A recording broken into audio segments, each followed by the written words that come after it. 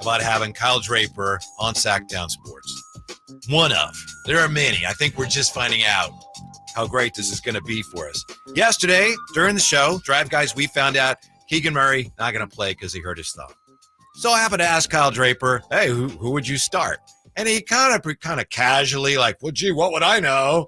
I'd start Sasha Vezenkov, who started. And you know that he was on the phone with Mike Brown, I'm sure. Sasha, Vivek. You know that he got the inside scoop, but he had to play it off like, well, I don't know. Here's what I would do. And, of course, he was exactly right. I appreciate that, Whitey. I like that you started the show off like that. The first thing I did when I found out Sasha was starting, I texted you, Sasha's starting. Boom, like I called it, but I didn't text anybody. When you have great basketball minds like myself, like Mike Brown, Monty, Vivek, well, we all just think alike. It just made sense to start Sasha. That makes sense, too. It's also possible, Mike Brown, I know they were down in Southern California, but, you go on Sactownsports.com. He might have been listening and heard that. It's like, that's a great idea. Like he does every day. He listens to the drive. He gets all his plays, his out of timeout actions and everything from us. But who knows? What if I'm going to ask Mike, do you ever listen to our radio show? And have we ever given you any thoughts? I would say next game, Chris Duarte should start if Keegan doesn't play. You know? So all right. I think he's going to mix it up. But yeah, man. We'll have Coach on at some point. But nice call by you. Unfortunately, the game was blacked out, NBA TV, but that was okay because the stream was great last night. The live stream was working, kings.com/live. I was at the spot in Folsom just hanging out, and I'm like, man, I hope I don't have to go to these other links that people have provided, but you go to kings.com.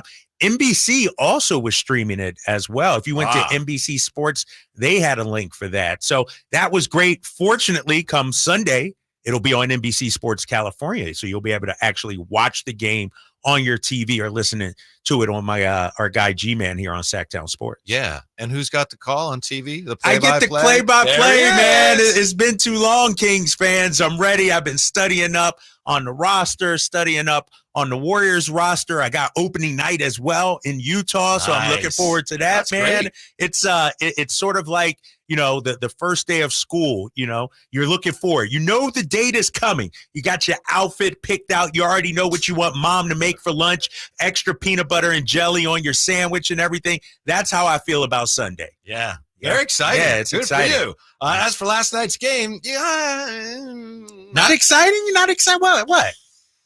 Look, I know it's preseason. I don't know you're going to tell me that if I take anything. You're already making my argument for me, but go ahead. If I take anything negative out of that game, you're going to tell me, no, don't be an idiot. It's preseason.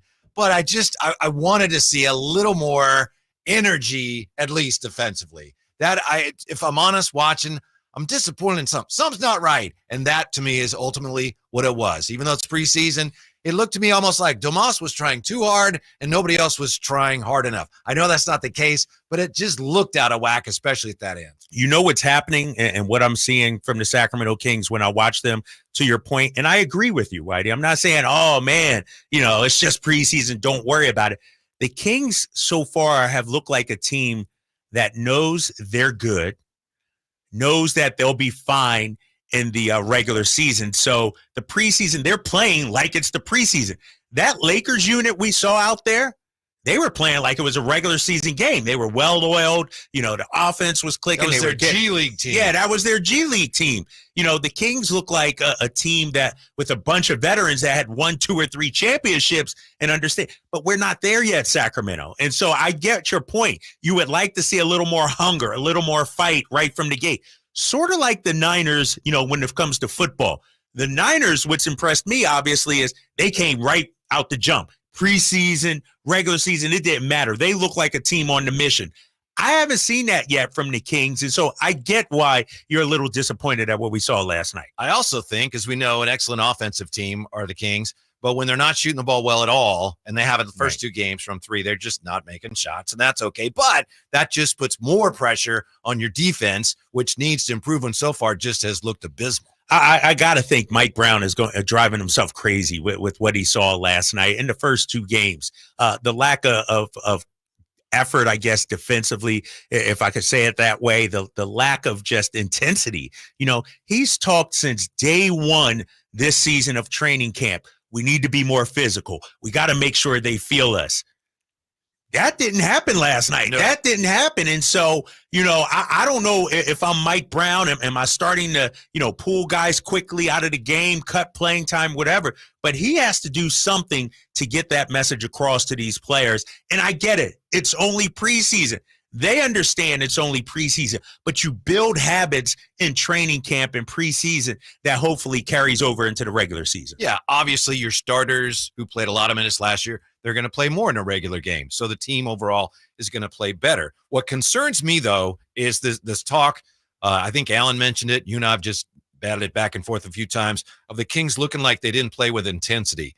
I've noticed over the years that sometimes when you're not as physically capable as your opponent, they're faster, they're quicker, they're stronger. Sometimes it looks like you're not trying. And I do think one of the things we've seen the first two games, there are a couple of spots, at least couple of spots, not the whole team, couple of spots at which the Kings are at a real disadvantage defensively. I thought Sasha last night, and he's still learning. And I mentioned Herder earlier. I think there's too many spots right now where the Kings are just overmatched defensively. But that was the same last season too, right? It's not like this is some anomaly for this team. This is what happened last season. Mike Brown preached it last season as well when they finished 24th in the NBA in defensive efficiency. And so that's what's so concerning. It's like, all right, guys, we're once again going to have to rely on the offense to win games for us. I've said it before, and I said it the other day. Can we get a 93-87 Kings win kind of game? Because to me, that would show, the offense might not have been clicking. The threes may have not been falling, but at least we stepped it up defensively. So far, these first two preseason games, we haven't seen that. And I know it frustrates Mike Brown. I'm pretty sure of that. And so what happens, though, when you look at teams, you can scheme all you want, Whitey, but at the end of the day, the players have to say, you know what? I'm going to come in and I'm going to set the tone defensively. Who's that guy that's going to do that for this team? I think it should be De'Aaron Fox. I would love to see De'Aaron Fox come out and play, just Marcus Smart kind of defense. Not the whole game, because Mike Brown talked about how it would take away from his offense, but setting the tone.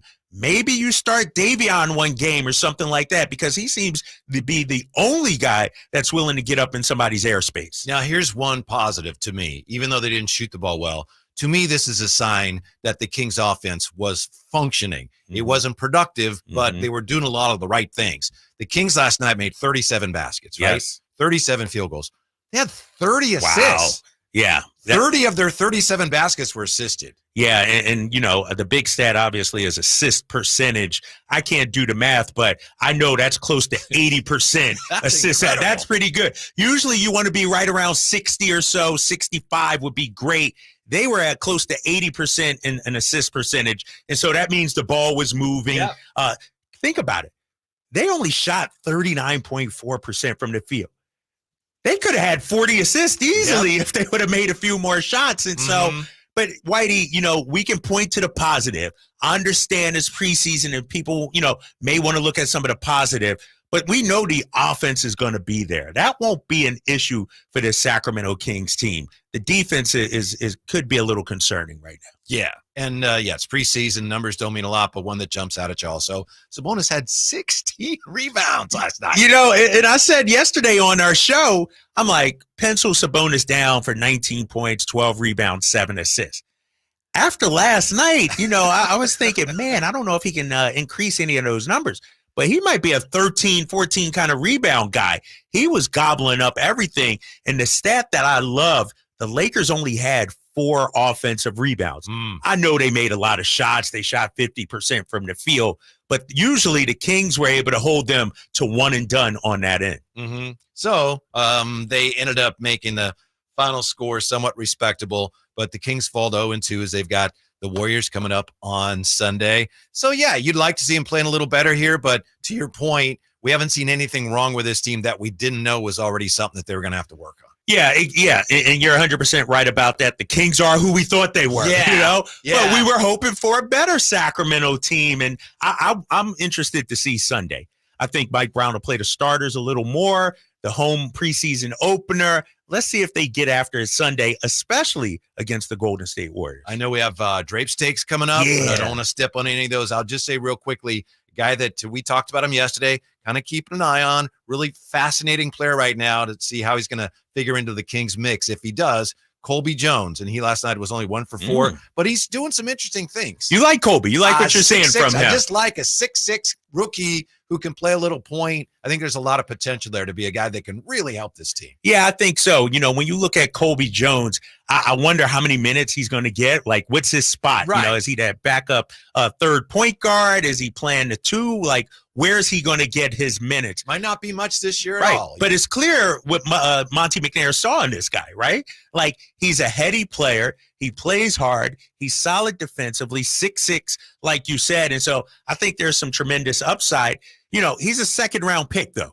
You know, how many times do second-round picks immediately impact a roster, especially a playoff caliber team like Sacramento? But he adds to the depth of this team. And so I venture to say there will be a game or two this season where we look back and say, that was the Colby Jones game. He came up with 3 or 4 steals in the game. You know, he had 4 or 5 transition buckets. And so I see, you know, what Monty McNair was able to see in this guy. Yeah. Unfortunate, we have a truncated show today as we take you to Thursday night football.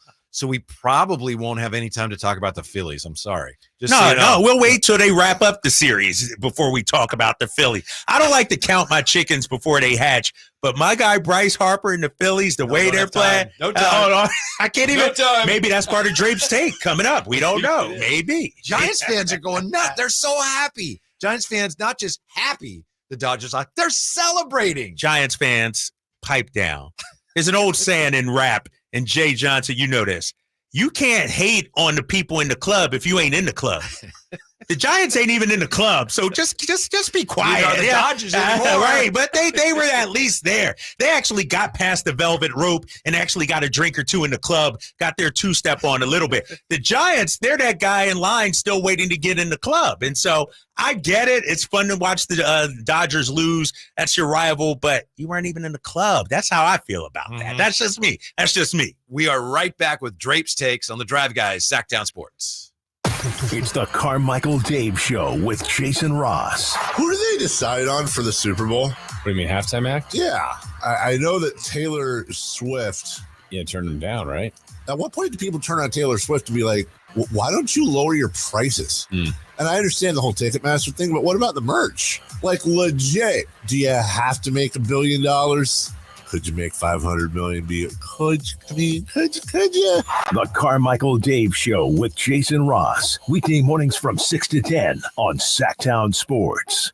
Power Business Technology is proud to be 100% independent, locally owned, and managed Toshiba copier dealer. Local ownership cuts out the red tape, allowing ourselves to never be too busy to personally answer the call when our clients need us. Recognized for excellence in service execution, training, and customer service, we're proud to be named a 2022 Toshiba ProMasters Elite Dealer. Contact us today for all of your business printing needs at 844-POWER-BZ. That's 844-769-3729 or visit us at powercopiers.com. Hey, it's Carmichael Dave letting you know Capital Casino, Sacramento's #1 poker room and primetime football location is back. Cap Casino giving away $500 per game in high hand bonuses for every Sunday, Monday, and Thursday night primetime game, offering the best food, best service, and the best action with the most variety of games in the region and conveniently located in downtown Sacramento.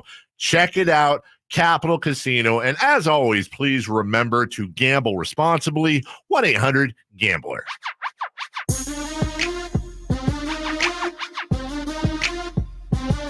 Your flagship station for the Beam Team, Sactown Sports. People coming after Kyle Draper already. YouTube chat. Campio Silva. Kyle, don't tell us Giants fans to pipe down. Campio, you can do what you want. I'm just saying. Why are you hating on the Dodgers for achieving something you didn't do? Like, it's like, dude, you didn't even get in the club. You weren't even invited to the party. And yet you're hating? I've been around the Bay Area all my life, long time watching baseball. My mom was a Dodger fan, but I was a little taken aback yesterday by how happy and how much Giants fans were celebrating the Dodger loss. I get it. It Right. surprised me. Yeah, I get Dodger fans are insufferable. They're sort of like Warriors or Lakers fans. They get a rise out of Giants fans. I get that. And it's a rivalry. That was the best day of the baseball season in the Bay Area yesterday. Right. The whole Think season. about that. That was the best thing to happen to the Giants all season long. And so Campio says, you don't understand, Kyle. Maybe I don't understand, but while you want to celebrate the Dodgers losing, you should look in your own backyard, look in your own house, and try to fix what's going on with the Giants. Hire a manager, figure out your GM situation. Is Farhan the guy to lead you? And that's the problem. They got bigger fish to fry than what the Dodgers are doing. Yeah. I don't care what the Dodgers are doing. Win, lose, it doesn't matter. It doesn't affect my team at all. We need to get our house in order. I think Giants fans look at that, and they're not necessarily encouraged. It's like, oh, my goodness. I need something positive here. Right. Hey, did you see what happened to the Dodgers? Yeah. I mean, it was incredible. The 4 home runs, and to see the Dodgers sweep. Unbelievable, right? I mean, what is going on in baseball? We talked a little bit about this the other day. You got, the Orioles winning 100-plus games, Dodgers 100 games, and they're both out of it just like that. Yeah, and it's great that we got Bochy against Dusty. As I said yesterday, I was a little premature, actually, because it wasn't a done deal yet, but yeah, Dusty from Sacramento. You got it. Yeah. So that'll be exciting. Then, of course, we'll probably have the Diamondbacks against the Braves in the NL. Oh, is that okay? You just love to take shots at me. I don't know. Hold on. Why do we gotta get this straight? Win yet. Are we to drive? Like, we're a team here, big fella. Right. Who I root for, you should root for. You should. Whoa. Whoa, I was with you for most of that. I know, right? But we're a team here. Like, you should be happy if my team is winning. Oh, Drapes, I'm happy for you. The Phillies are a really good team. Instead, I pointed out you're a brilliant basketball mind. Start of the show. Sometimes that's going to have to be enough. Yeah, all right. I'll take what I can get right now. We would love for you to share your brilliant basketball mind insights into last night's time for Drapes Takes. Let's this is where I need an open. Like, I need some sort of a drop or something. We'll get that. Trust me. We got to work on that. But, when I watched last night's game, sure, we can talk about the defense. We know how bad it is, giving up 59% shooting in the first quarter. How bad was that third quarter defensively as well? 71%, giving up 40 points. But that's low-hanging fruit. That's something we can all see. My takeaway from last night's game, one, Sasha Vezenkov, and I'm not talking about his shooting. What was he, 3 of 10 or 4 of 10 last night? I don't care about that. I care about his ability to move without the basketball. I thought that was extremely impressive. He has a high basketball IQ. When I'm watching Sasha play, some of his backdoor cuts, some of his movement without the ball open things up for other players, not necessarily his own shot, but open up things for his other teammates. And also, there were several times where Sasha could have put up a shot, but passed up a good shot for a great shot. And so I know we say the way to earn minutes in Mike Brown's system is to play defense, but another way to be out there on the floor in Mike Brown's system is to share the ball and have a high basketball IQ. So that was my biggest takeaway from Sasha last night. I thought he still made some defensive lapses. There was one time, I think it was D'Angelo Russell was driving. Sasha was on help, and he sort of gave a half-hearted, in between, he didn't fully commit to helping out, and D'Angelo Russell got by, went into the paint, I think, and got the bucket. And so I just think, my takeaway with Sasha, forget about the shooting numbers. Just his ability to impact the game off the ball, I thought was impressive. I would say Sasha moves very well without the ball, unless the ball is in the hands of the guy he's guarding. Then he doesn't move as well. But that'd be my thought. On that end, man, you're negative today, man. You're killing me, man. He came in the game, and Prince is Torian Prince he went, he takes right. him. Yeah. Well, we knew that was going to happen, though, right? Guys are going to hunt him out. And so I get it. Guys are going to, seek to make a name for themselves against Sasha. He's the new guy. He's fresh meat, barbecue chicken, as they say in the NBA. And so we know about his defensive liabilities. And the thing I want to see from Sasha is a little more compete level defensively.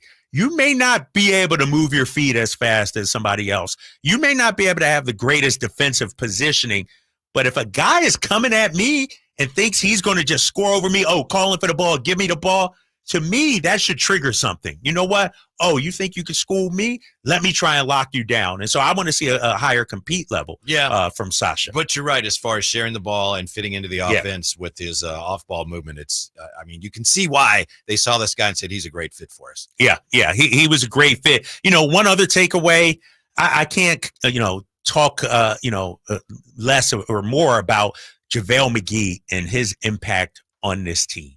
JaVale McGee is exactly what the Sacramento Kings needed. Obviously, he can catch lobs. Obviously, he's a big body and, is going to be a solid rebounder. But his ability defensively just to change shots, I think is incredible. He only had one block last night, but he altered a few. I think he had a goaltending as well last night. But he impacts the game. And I don't know what they were thinking about in Dallas last year, not playing him really. I don't understand that, but I think he's a tremendous upside. He's a guy, when you take out Sabonis, you still have physicality. You still have a guy that, is going to protect the paint even more so than Domas even. And so I think JaVale McGee, when he signed him, we were like, how many minutes? He's a 15 to 20 minute per night kind of guy, I think, on this Kings team. Yeah, remember Dallas last year, they also didn't play Christian Wood. Right. He was pretty good last night. The thing about McGee that stands out to me is that he had, I know I talked about the assists earlier, he had 3 assists last night. Right. I know he turned the ball over and he committed fouls, but he also was a good fit. Obviously, he's very familiar with the offense they're running from his days with Mike Brown in Golden State, but he's a really good fit offensively in addition to what he provides in terms of the rim protection. And I think that's what the Kings were lacking last season, Whitey. When you take Domantas Sabonis out, they didn't have another big that can do, what Domantas did. Now, I'm not saying, obviously, JaVale McGee is Domantas Sabonis in terms of his passing and vision, but it's not as big of a drop-off. You can still run some of your same sets with JaVale McGee out there. And so, I think that was a late-hour move that's going to pay huge dividends for the Sacramento team. Yeah, and I think, as I said earlier, I think that's one of the reasons people underestimated what an effective offseason the Kings had, is because one of their most significant moves was one of, if not the very last move that they made, bringing him in. Exactly. And we thought maybe Nerlens Noel would be that guy. They got rid of Nerlens because, you know what? We can go out there and get JaVale McGee. And I also think a veteran presence, a locker room guy, a leader as well, a guy that has won, a guy that has earned Mike Brown's trust. We see it already. Obviously, he's the first big off the bench in terms of, at that 5 spot. And so I like JaVale McGee. I also want to shout out Chris Duarte. Yes. Also. Let's shout out Chris Duarte because we got on him a little bit after that Raptors game. He struggled from the field. He's got to be Kyle Draper's player of the game, right? Am I right?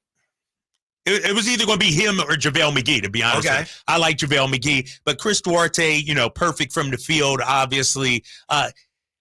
I forget, and I got to remind myself, this guy was injured most of last year. And so it's going to take him some time to fully get back into basketball conditioning, game conditioning. And so I firmly expect him to be a part of the rotation. I was so happy to see him knock down his 2 threes when he was in the game. I thought that was tremendous. And so I think Chris Duarte, we talk about this Kings depth. They can go 10 deep easily, and I think Chris Duarte is part of that. Yeah, if I may ask you to sum up what you gave us yesterday, you said there's 3 guys that you needed to see something from. Yeah. You said Duarte, you said Herter, and you said you needed to see a little more defensively from Sasha. So how did those guys measure up to what you were looking to see? Yeah, Duarte was perfect. Like he had the exact kind of game that I wanted to see from him. Sasha, I still need to see more defensively, and I think it's going to be a work in progress. It's not going to be something we see overnight for him. Kevin Herter is still the guy that I'm waiting to get going. It's not, I don't believe in his shot. I think he's a great 3-point shooter. He'll be fine. But I want it so badly for him. After that Golden State series, the Raptors game, like I need to see for him 3 or 4 threes. And so I'm not worried or anything like that. At the start of the season, Kevin Herter won't be ready. He won't return to his form. But for him, I would like to see some shots fall. And because, Whitey, when you think about it, look at the Kings starting lineup. Kevin Herter is a big part of what they do. he opens up things, him and Keegan Murray, for everybody else. And so Kevin Huerter, for this team, he needs to start making some shots. And those are Drape's takes for today. Hopefully when they return, that'd be Monday, right? We'll get some music for you. Yeah. Yeah. I have to get a sponsor on that too, right? I think so. Now you see where Very I'm talking, right? Very sponsorable. When we come back, the Kings conversation continues also. Kyle Shanahan says the Browns are the Niners' biggest challenge yet. You think he believes that? It's coming up with the Drive Guys on Sactown Sports. At Astor Price, over the last 25 years, we've won just about every injury case you can think of. Slip and fall, falling merchandise, fell through rotted decking, we won those. Dangerous stairs, falls into holes, dog bites, won them. Injured while pedestrian or on a bicycle, auto, motorcycle, big rig, company vehicle, Uber, or Lyft accident, we've won them all. And the best news is there's no fee until you win. So no matter how you got injured, remember, for the best advice, don't think twice. Call Ashton and Price. Ready for a sizzling football season? Take your game day parties to the next level with Napoleon Prestige Grills from Green Acres Nursery and Supply. Fire up the grill and score big with mouthwatering burgers, juicy steaks, and finger-licking wings. Napoleon Prestige Grills bring the heat and come complete with a lifetime warranty. Get your ultimate game day companion today. Visit your local Green Acres Nursery and Supply and elevate your tailgate experience with Napoleon Prestige Grills. Green Acres Nursery and Supply, your one-stop shop for grilling greatness this football season.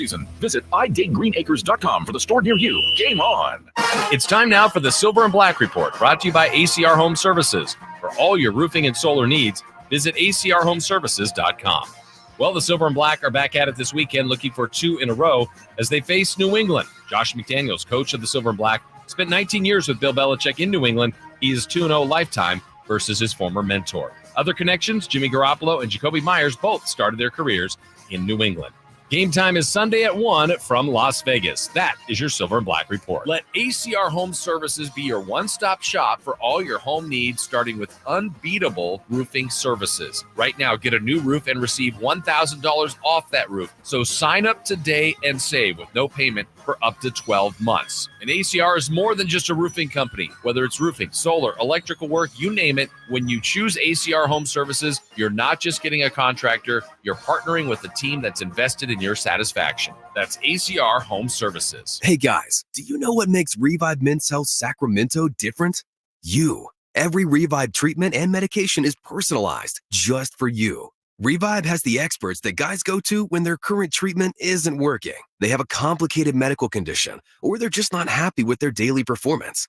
Since 2011, they've helped thousands of local men suffering with the symptoms of low T and ED. Their goal is simple: to get to the bottom of your issues and fix them. Your best performance requires more than generic ED medications or a low-dose testosterone booster at a low-ball price like you find online.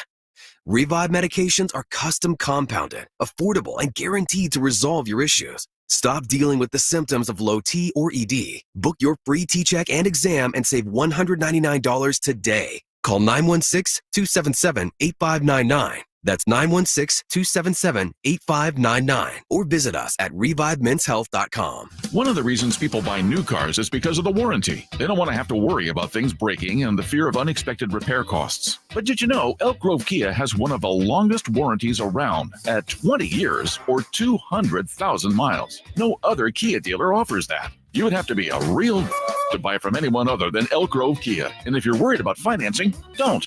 Elk Grove Kia believes in second, third, and sometimes fourth chances because Elk Grove Kia's management team has over 100 years of combined automotive experience. We know how to say yes, a lot more than the others do. Collections, past due bills, repos, bankruptcies. Your job is your credit. So where others fail to get you into your new ride, we can get you qualified. Let Elk Grove Kia show you why we're out to be the #1 Kia dealer in California. So when you're ready for some peace of mind and a friendly face, come visit us, Elk Grove Kia in the Elk Grove Auto Mall, or check us out online at elkgrovekia.com. Elk Grove Kia. Has Monty put together a roster that can help make a deep playoff run this season? Just trying to give coach options, give him guys that can help us win in a variety of areas. Obviously, our top guys are going to play every game, but there's going to be other times, whether it's injuries, matchups, we've got to have some variety on the bench for coach to point to and say, go in there and help us win. Tune into every Kings game this season on Sactown Sports and SactownSports.com.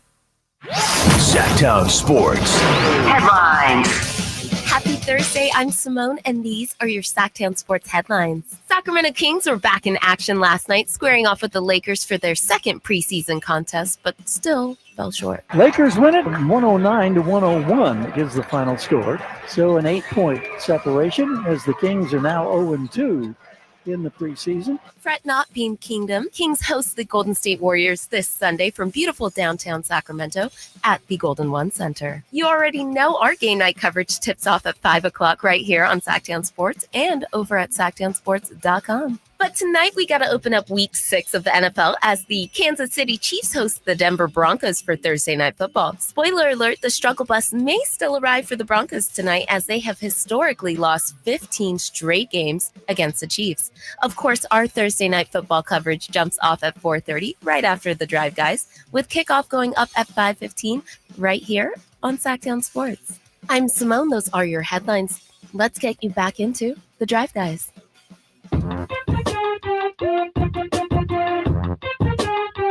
Sacramento's official home for the San Francisco 49ers. Sactown Sports. Yeah, before we leave off on the Kings for now, we've got a lot of Kings to talk about, a lot of Niners, and a truncated show today. But Kyle had a great thought. We're just curious here. 339-1140, 1-800-920-1140, YouTube chat. If you've seen the first 2 preseason games, where are you? Are you anywhere on it? Maybe you're with the Kings. It's preseason. None of it matters. I admit I'm and you heard a little of it yesterday, starting to get a little discouraged. Maybe as part of a defense mechanism, like, gee, this could be a rougher season. But first game was like, last night I was a little discouraged that the Lakers G League team was able to dominate the Kings defense as much as they were. So are you okay? No worries, still excited? Or is anybody starting to feel a little bit of anxiety? And that's a great question you ask, because when I look at what we saw last night, it sort of reminds me of Charlotte last year during the regular season, Washington, Philly without Harden or Embiid, where on paper you should beat these guys. Yeah.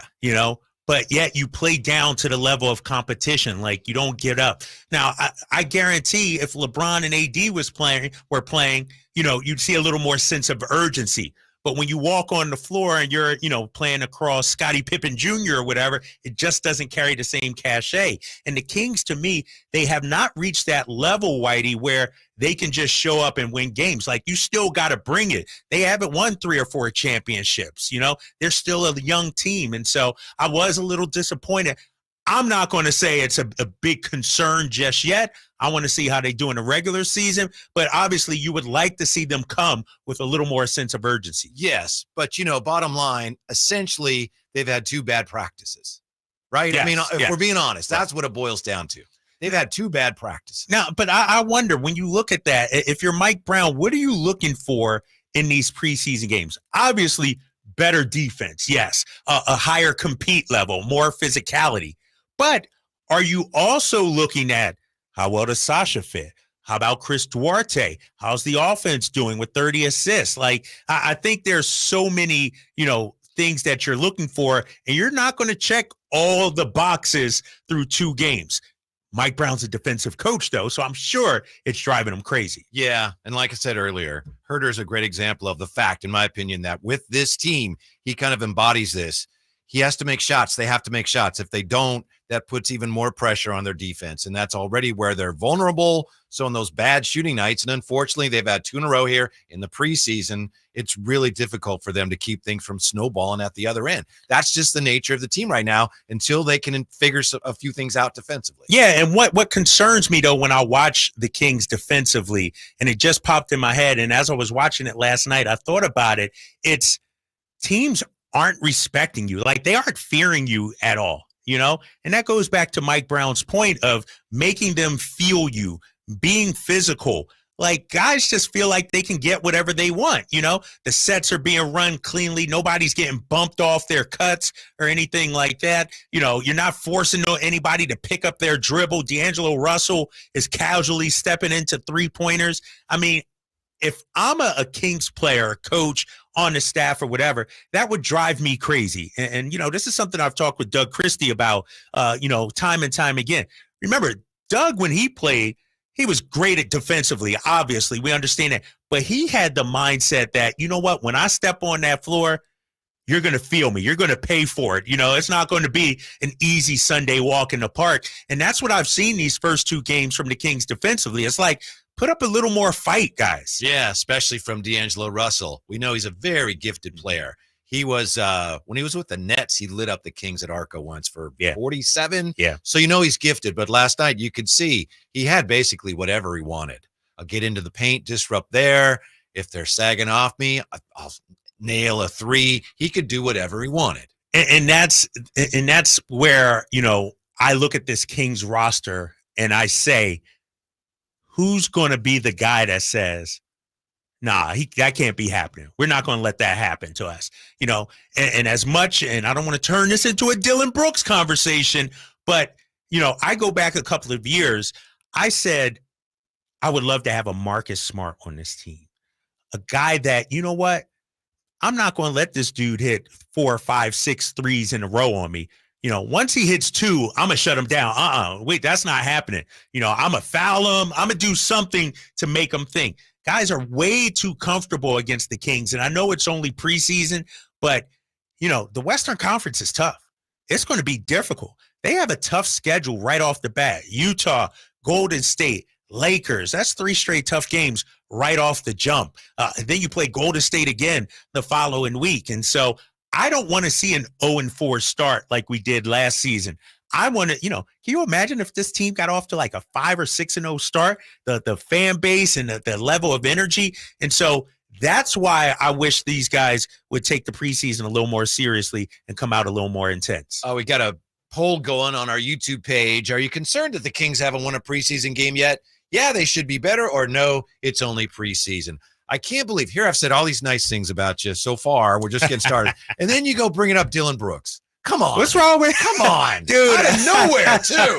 Out of nowhere. I know that's your guy. For some reason, he gets a rise out of you. I just say Dylan Brooks, and you're like, he's Dylan in the news Brooks today, isn't he? He is. He got fined, what was it, $25,000 or something for his shot in the man region to Daniel Tice the other day. So he's off to a great start, Dylan Brooks is. Yeah, and George Kittle still hasn't been fined. He may be, he may not be. But Dylan Brooks already has a fine 5 minutes into his first preseason. First preseason game, first game as a Houston Rocket. And I just hope, because like I said, I'm a Dylan Brooks fan basketball-wise. I think he's a talented basketball player. I hope for his sake that he doesn't become this caricature, this guy who's trying to live up to this villain reputation. It's sort of like, remember when LeBron first joined the Miami Heat? Yes. And he became a villain to an extent. He sort of tried to embrace it at first. It wasn't a good look for him. It didn't work out for him. Because it's not really him. It's not really him. And so is Dylan Brooks really this big villain, or you're shaking? Yeah, it fits. Like, this is who he is. This is him. This is him. But he might be taking it a little too far.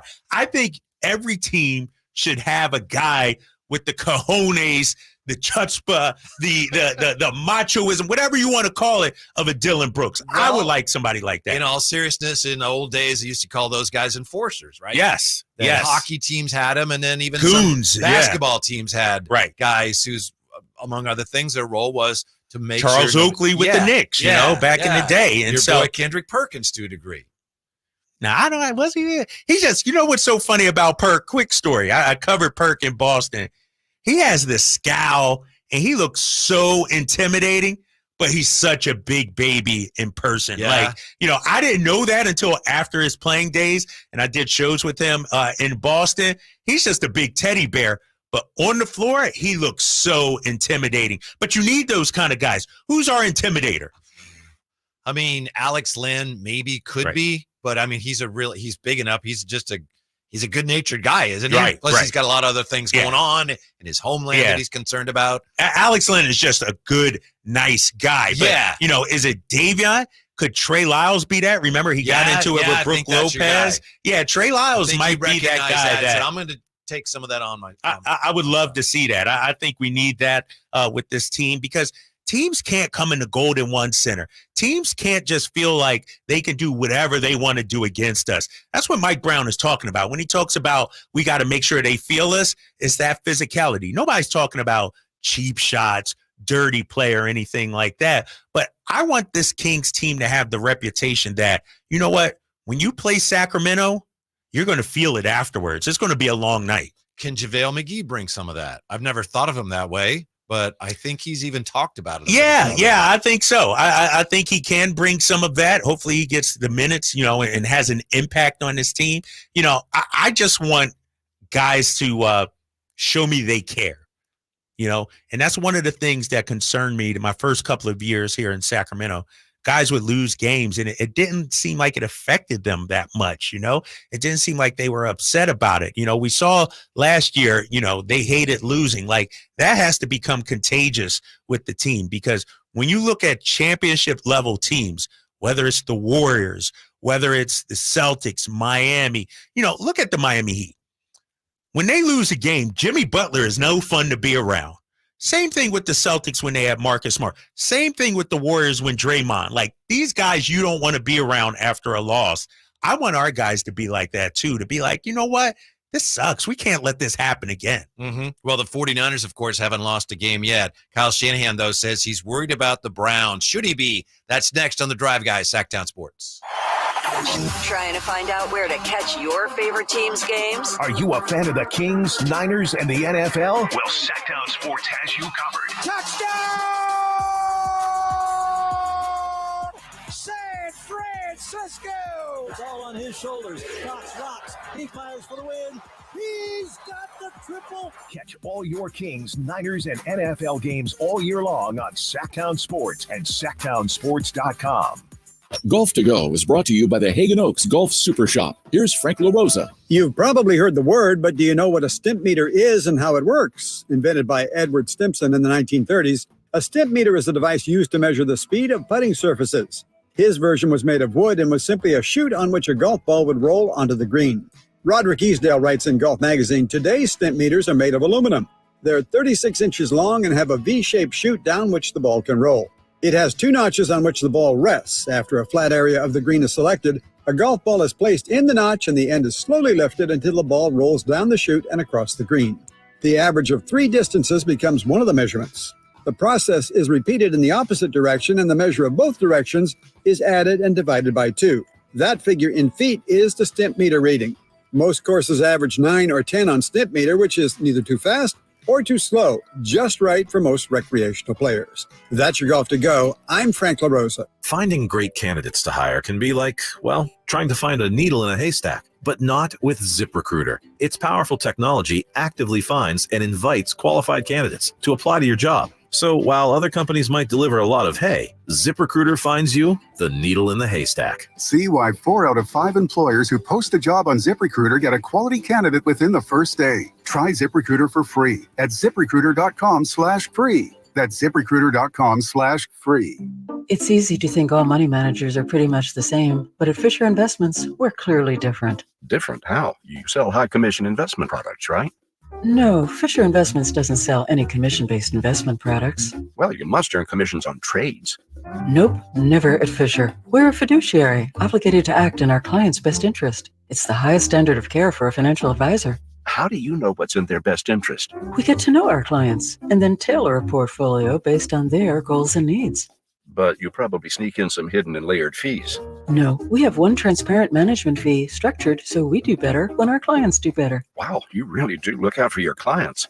That's because our top priority is helping them achieve a comfortable retirement. It might be why most of our clients come from other money managers. Visit FisherInvestments.com to find out why investors like you switch to us. Fisher Investments. Clearly different money management.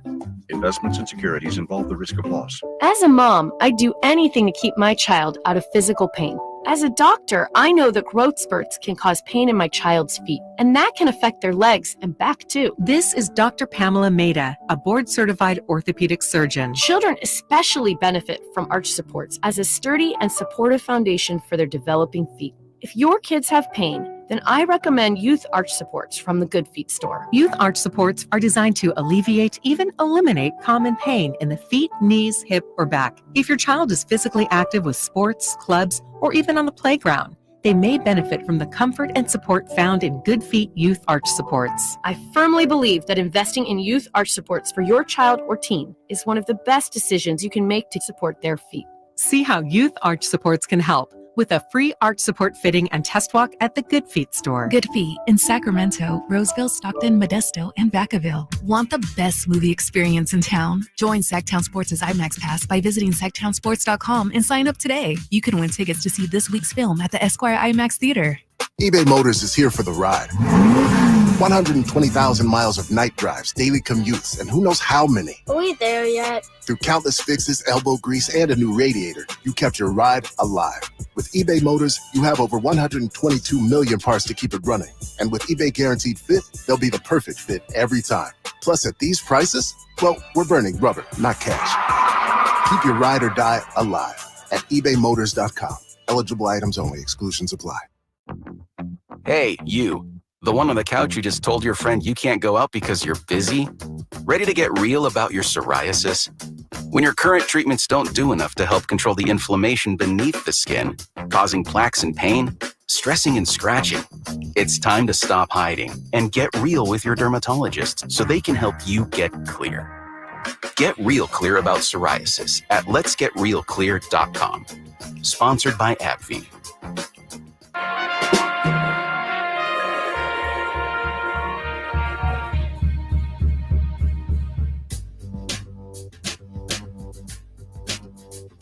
Your flagship station for the Beam Team, Sactown Sports. Drive Guys here. Kyle Draper, Whitey Gleason, trying to get as much show as we can into our truncated program today because we take you up to Thursday Night Football. Real quick here, Kyle, today is a huge anniversary for NBA fans. October 12th, 1979, on that day, October 12th, 1979, Magic made his debut for the Lakers. Larry Bird made his debut for the Celtics. And in that same game, Chris Ford made the first three-pointer in the history of the NBA.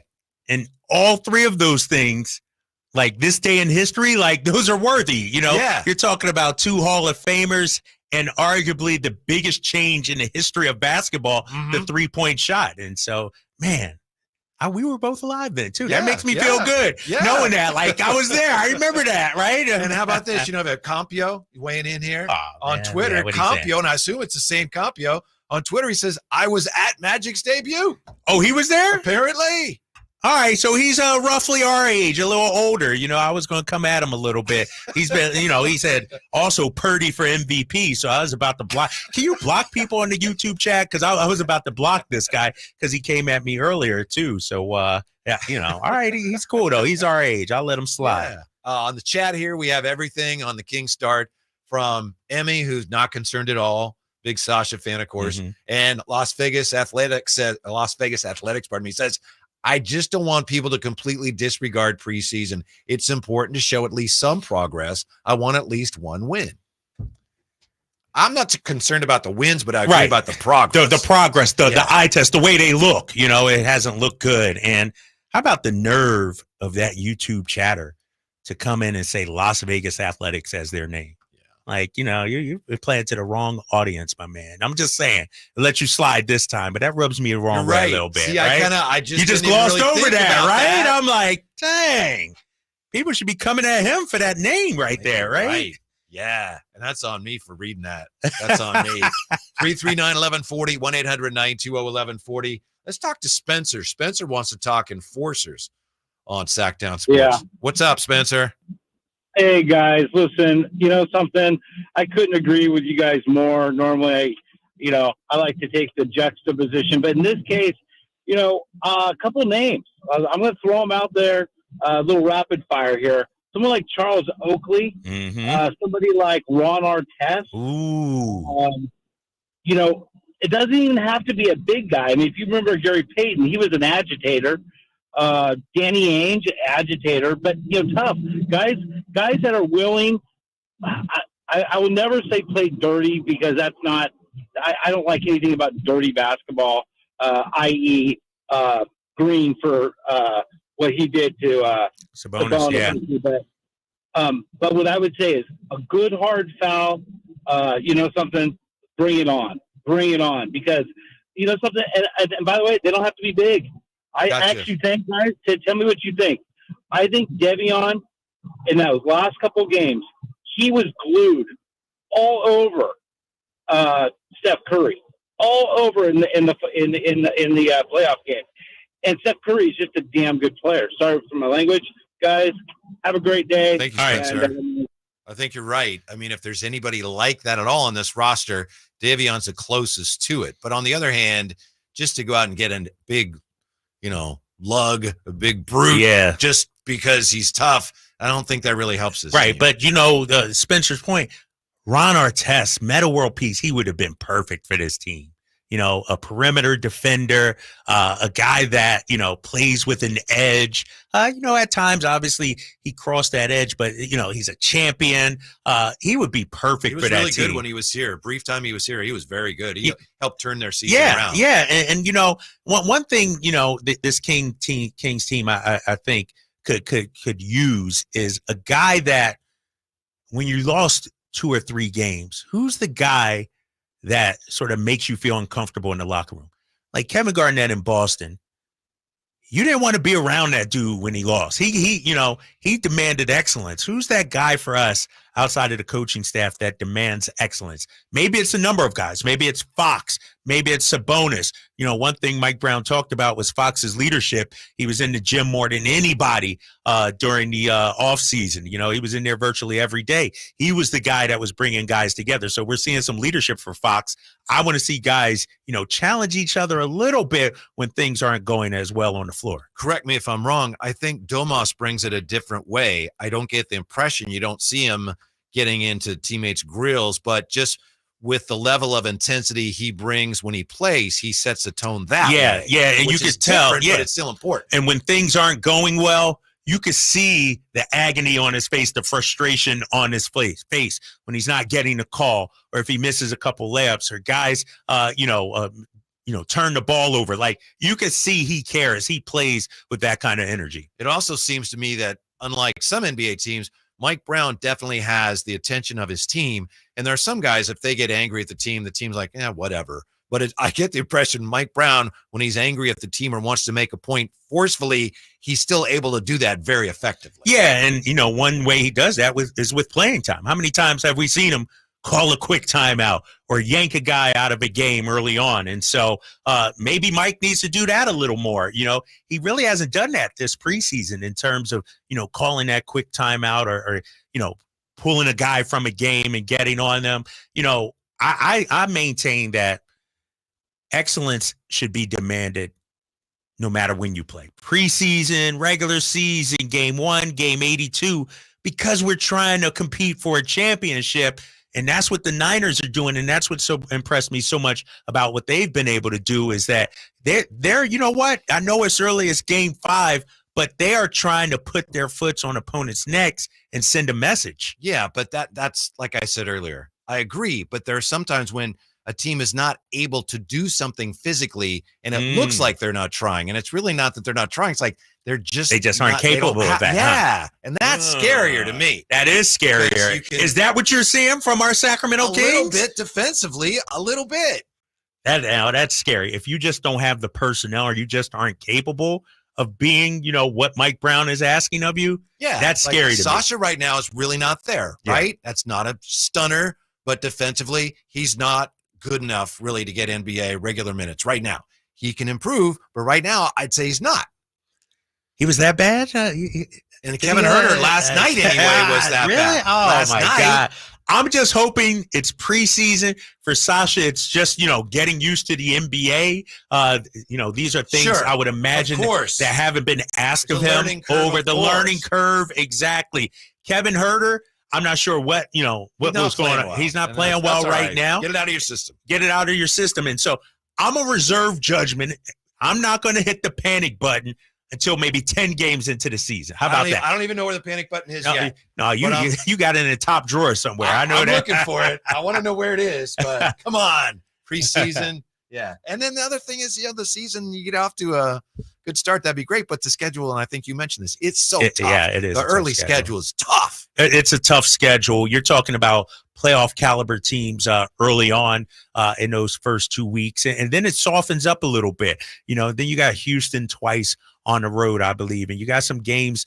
Portland, I think, is very early in the season as well. And so, but remember, Whitey, they went 0-4 to start the year last season. People were frustrated, and they turned it around. So give me 10 games. That's all. Give me 10 games before I hit the button. Absolutely. When we come back, as promised, we'll get to Kyle Shanahan on the Browns. And I've been putting this off, but found some evidence that supports some of Kyle Draper's crazy views on Brock Purdy. We'll share those with you, too, when we come right back on the Drive Guys, Sactown Sports.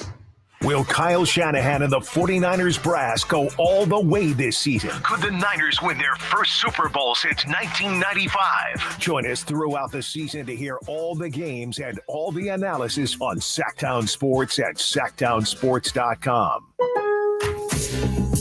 All new spring deals are here at Lowe's. Start planting your garden this weekend with Bonnie 11.8-ounce vegetables. Buy 4 for $10. Plus, liven up your patios and decks with fresh blooms. Select 1.5-gallon hanging baskets or 2 for $20. Lowe's knows spring. Lowe's knows home improvement. Offers valid through 5/17. In-store only. Actual plant size and selection varies by location. While supplies last, excludes Alaska and Hawaii. Red Hawk Resort Casino is an entertainment experience like no other. We're the only place where you can play blackjack, then hop on an indoor card track. We're the only place with more than 2,000 of the hottest slots and a state-of-the-art 18-lane bowling center. And now with a world-class sports bar and a resort hotel to stay after you play. Is it any wonder we've been voted best over 100 times? We're Red Hawk Resort Casino, official casino partner of the Sacramento Kings. Hey, it's Carmichael Dave, and I recognize, just like my friends at American Energy Heat and Air, that your time is important. And that's why shopping for a new air conditioner is now easier with American Energy Heat and Air's online quoting tool. All you have to do is go to AmericanEnergyAir.com and get an instant quote right now. It'll help you determine what system you're going to need to get. It'll provide the best pricing options, all from the comfort of your home without having to have somebody come to your home. You know how annoying that is? They come in and everybody there is so sweet and nice, but how much better is it to be able to get it on demand? Visit AmericanEnergyAir.com. Check out how easy it can be. Or if you want to give them a call and talk through what your needs are, 916-520-9990. That's 916-520-9990 or AmericanEnergyAir.com. Call 916-520-9990 now. Hey, what's up? We're talking to Chad Hoblet, Dodge Chrysler, Jeep, Ram, and Woodland. What's happening with Ram Power Days? We love American muscle. And right now is the last call on new 2023 Dodge Charger and Challenger SXTs before they're gone, with lease payments as low as $399. What about all those Ram trucks I see? Save thousands with 0% financing for 72 months and $6,000 off MSRP on all new 2023 Ram 1500 Bighorn and Laramie Crew Cabs. And we all know 0% financing is almost impossible to find in 2023. These deals can't last long. So hurry into Hoblet Dodge Chrysler Jeep Ram or see our whole inventory at HobletDodge.com. Unbeatable prices, unbeatable selection. Nobody beats Hoblet, period. Take 0% financing for 72 months plus $6,000 dealer discount. Offer on approved credit through Chrysler Capital. Must have 700 plus FICO score to qualify. 0% for 72 months equals $13.89 per thousand borrowed. Lease new 2023 Dodge Charger or Challenger SXTs for $399 a month for 42 months with $49.95 US signing plus tax, license fees, and any accessories. Offer subject to credit approval through U.S. Bank with 10,000 allowable miles per year. 25 cents per mile excess mileage charge. 5 each net savings. See dealer for details. From the Power Business Technology Toshiba Studios. KHTK AM Sacramento. KYMX HD2 Sacramento. Sacramento's official home for the San Francisco 49ers. Touchdown! San Francisco! Sactown Sports. Sactown Sports. Headlines.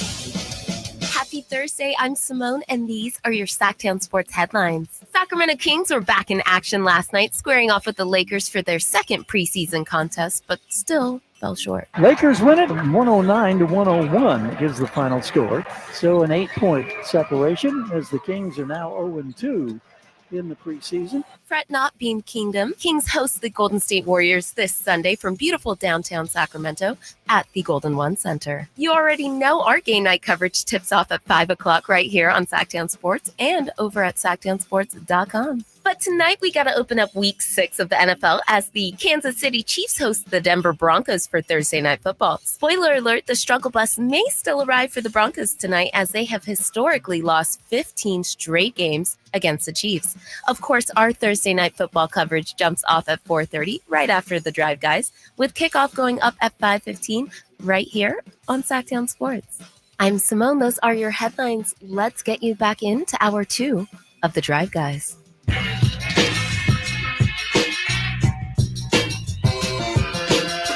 The only station in Sacramento giving you local sports coverage from 6 a.m. to 6 p.m. Monday through Friday. Sactown Sports.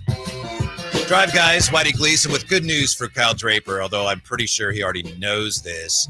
Yeah, we got Thursday Night Football tonight. The Chiefs and the Broncos. Travis Kelce is supposed to play, and I forget her name. She's supposed to be there. His girlfriend, the singer lady.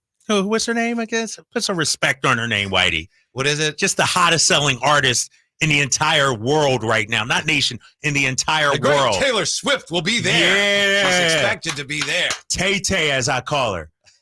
Tay-Tay. Me and Tay-Tay. I'll be checking her out tonight. Apparently, Beyonce showed up at the world premiere of Taylor Swift's new concert film. So, yeah, and you're how about talking that? the two biggest stars out there right now had massive tours, and we're seeing women support women. I'm all for it. I loved it, and I might have to check out the film, the concert film. okay. You know, no, Okay. what you? I thought you were going to say, I might watch the game tonight now to see if I I mean, I was a huge Taylor. I told you before, man. It's not Taylor Swift mania for me. Her and I go way back. You know what I mean?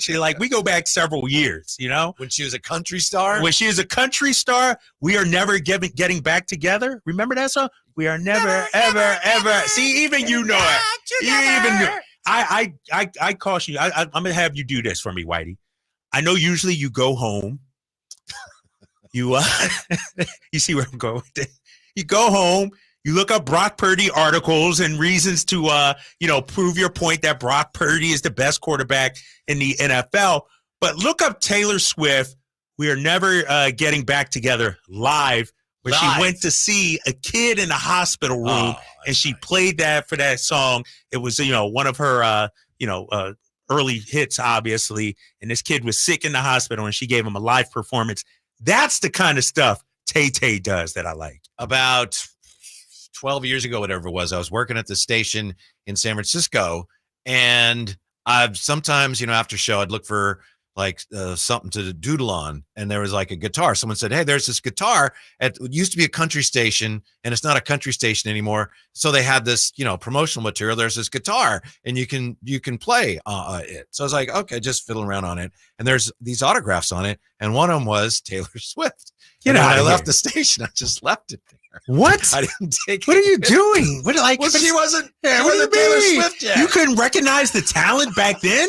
You couldn't see the future stardom? It was a Taylor Swift autographed guitar. Darn. Not a nice guitar. Can you or anything. imagine that And right now? I forgot all about I it. might I was have to like, look that up, man. How much could you fetch for that right now? Taylor Swift autographed guitar. Can I tell you a little secret? Yeah. I was walking through the halls here at the studio, and, they got plaques on the wall. Yeah. And Taylor Swift is one of them. Okay. And I was looking around. I was like, do they have cameras in here? Because I thought, no, seriously, why? It's like one of her gold records. Yeah, or one of her platinum gold or records, and something. I think it was signed and everything. I was like, man, I may have to cop this on the low. That's how big of a fan of Taylor Now Swift you I can't am. because you told us. Right. You hadn't said I, anything. I'm a law-abiding citizen, Whitey. I would never do such a thing. Yeah, but I probably should have taken that guitar home. The 49ers are taking on the Cleveland Browns. And you've been telling us, Kyle Draper, that this could be a tougher game than it looks against the Cleveland Browns because they're so good defensively. Here's what Kyle Shanahan had to say yesterday about why he thinks this could be the 49ers' toughest challenge yet. This game is, to me, the biggest challenge we've had so far. Thought that was going to be Dallas too, going into it. But then you look at this, and you the defensive numbers just jump out. You don't see very much that they're number 1 or 2 in everything. Red zone's the only thing they're not, but that's only because I think they've had 8 plays there all year. And Baltimore ran it in, so that didn't help their rankings there, but everything else is top notch. We're doing that too on offensively right now, so it should be a hell of a battle. When you look at a defense like that, a team who's committed to running the ball like they are, I mean, that's like the prime best way to get into the playoffs, and that's why I expect this team to be there throughout this year. I'm reminded of the old days. Bill Walsh, and then those great 49er teams, no matter who they were playing, he would just, Tampa Bay Bucks on any given Sunday. Jack Thompson, he can sling it. So part of that is just that's what a coach says. Right. But there is a lot of truth to that. What really stood out to me is where Shanahan says that's the prime best way to get into the playoffs. You run the ball, and you're committed to the run, and you play defense. And I just thought, well, that's an interesting little insight. We knew that, but okay. No, it's true. That's how you win football games. And it's amazing. I could go a number of different ways with this. You talk about the running back position, running the football. There's a resurgence of running backs, I think, in the NFL now also. I could argue passing numbers are actually down.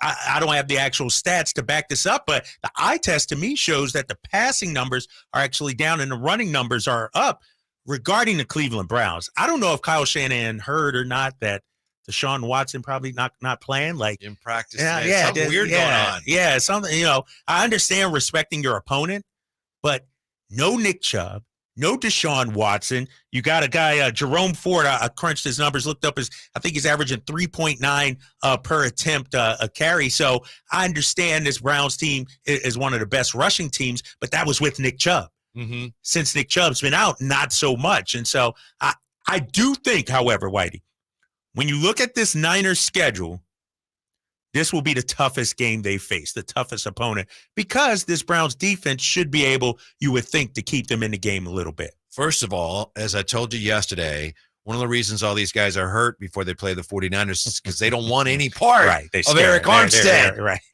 and Fred Warner. Right. Like, oh, they're afraid, I'm sure. I can't play. They're afraid. They're afraid. I get it.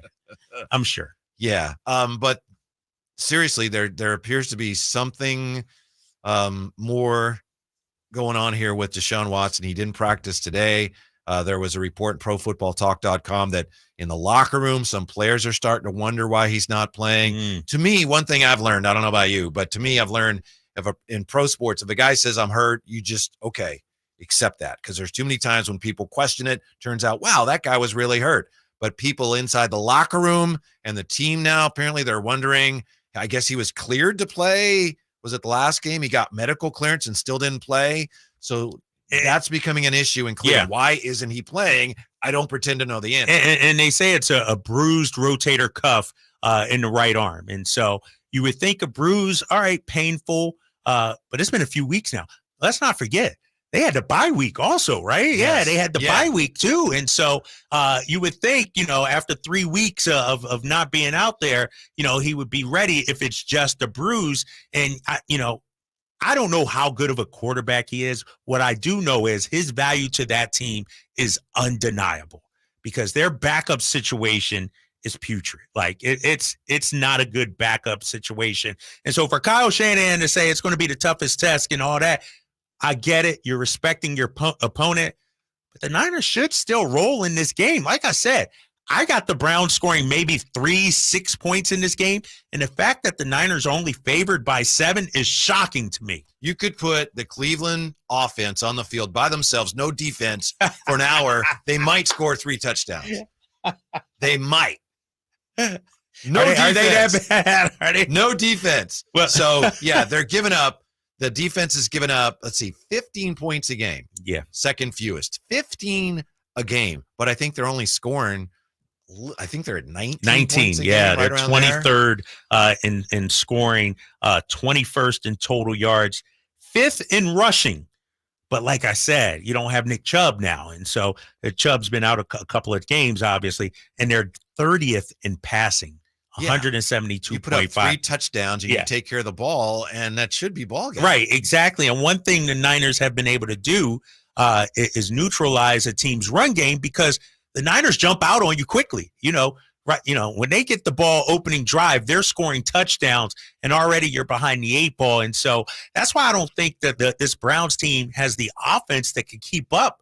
If they score 17 points, talking about the Niners, that should be enough. Like, this defense, just shellacked Dak Prescott in the Cowboys offense, and the Cowboys offense is infinitely times better than what we'll see from Cleveland. I hate to go back to this because everyone knows this if you're paying attention, but when you look at what Cleveland gave up to get Deshaun Watson, you look at how up and down he's been, and you look at all the baggage that he brought when he played for them, that's got to be one of, if not the worst trade in NFL history.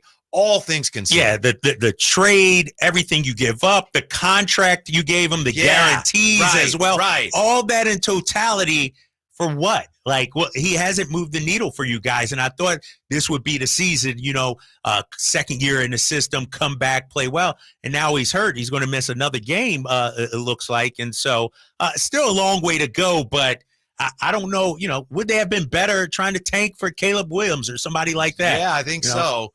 But they had the blinders on for Deshaun Watson, and he has had, I think, one good game this year, and maybe he'll be feeling better by Sunday. Maybe he can turn this season around, and it's too bad for them that they're not getting decent quarterback play because, the defense has been so good. That's a legitimate playoff team if they have any offense whatsoever. Are you worried at all about the Browns defense? We talked about the numbers, number 2 in points allowed per game, tremendous when it comes to yards given up, number 1 in that. They got Myles Garrett, obviously, who can put pressure. Are you at all concerned or worried, or what's your level of concern about this Browns defense? It's not very high, just because I don't think, as talented as their defense is, I don't think they've really played any great offenses. They did beat Cincinnati, I think, in the opener, but that was when Burrow had the bad calf.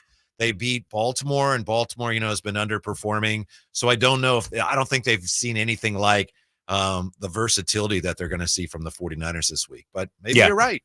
That's the NFL.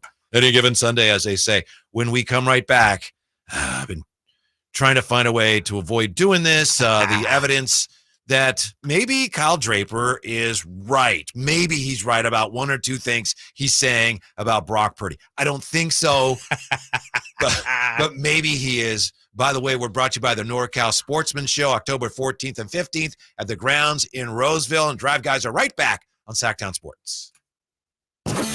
Check out the Golf to Go Hour with Frank LaRosa every week on Sactown Sports. Get the latest on equipment, area courses, people who play the great game, and plenty of good conversations about golf. It's the Golf to Go Hour every week with Frank LaRosa on Sactown Sports. Golf to Go is brought to you by the Hagen Oaks Golf Super Shop, America's most awarded golf facility. Nature Wood Home Furnishings, where it's all about choices and always about quality. Look around. You can find cars like these on AutoTrader, like that car riding your tail. Or if you're tailgating right now, all those cars doubling as kitchens and living rooms are on AutoTrader too. Are you working out and listening to this ad at the same time? Well, multitasking pro, cars like the ones in the gym parking lot are for sale on AutoTrader. New cars, used cars, electric cars, maybe even flying cars. Okay, no flying cars, but as soon as they get invented, they'll be on AutoTrader. Just you wait. AutoTrader. It's amazing how a short drive can make an incredible difference when you buy a new Mercedes-Benz. At family-owned Mercedes-Benz of Stockton, we know it's a special day when a customer takes delivery of their new Mercedes. We've been selling Mercedes cars for generations. See why our customers come back year after year, generation after generation. Your best Mercedes experience ever awaits you at Mercedes-Benz of Stockton, mbofstockton.com.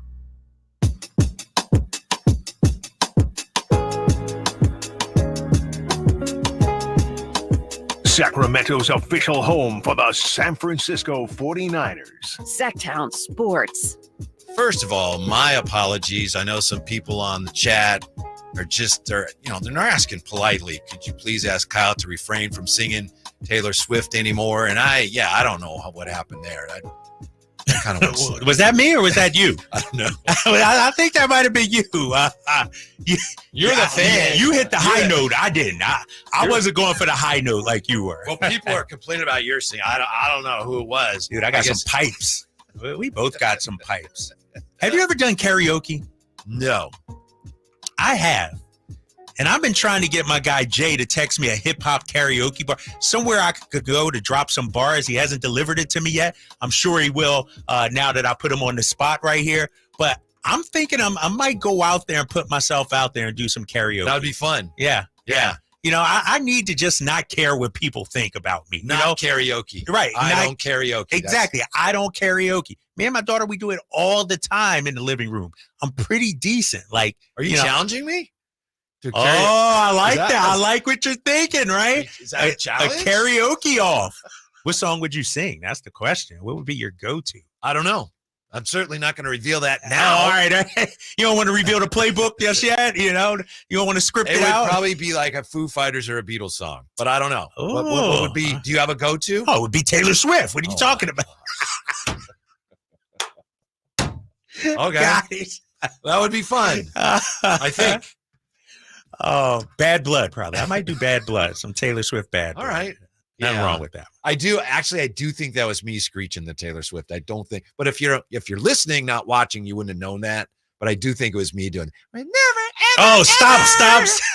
I wasn't trying to actually sing it well. Oh my gosh. I love it. Anyway, I love it. Cleveland Browns schedule. Let me make sure I got this straight, because I think I misspoke on one of these games. Cleveland this year, they beat the Bengals 24-3. They beat they lost to the Steelers 26-22. They beat the Browns 27-3. That was a game when it was a Steeler game when Chubb got hurt. And they lost to the Ravens 28-3. So they're 2-2. They're like feast or famine, right? I mean, you look at, this team, they beat the Bengals 24. They scored 22 against Pittsburgh, scored 27 against Tennessee. But then no Deshaun Watson. DTR gets to start. They only score 3 against Baltimore. Yes. So this is a different Browns team than what we saw the first 3 weeks, right? I mean, they were, halfway decent on both sides of the ball. Last week against Baltimore, they were terrible. Yeah, especially if we see PJ Walker. Walker. Yeah. I think he's a Temple product too. Well, there you Walker. go. There you go. Everywhere I look Football now, powerhouse. Temple. I don't think they have any chance of slowing down Brock Purdy, playing better, as we established yesterday on our poll, better than any quarterback in the NFL. Tomorrow, we're going to have on the show Mike Sando from The Athletic. And by the way, all guests come to you from the Folsom Lake Honda hotline. Folsom Lake Honda, your one-stop Honda shop. Mike was nice enough to accept our invitation today. What we're going to talk to Mike about is a piece he wrote in The Athletic about Brock Purdy that, in all fairness, I'm bringing this up, Kyle, because I think some of the things he writes about here support some of the things you've been trying to convince us about Brock Purdy. And I'll just read you one part here, one segment.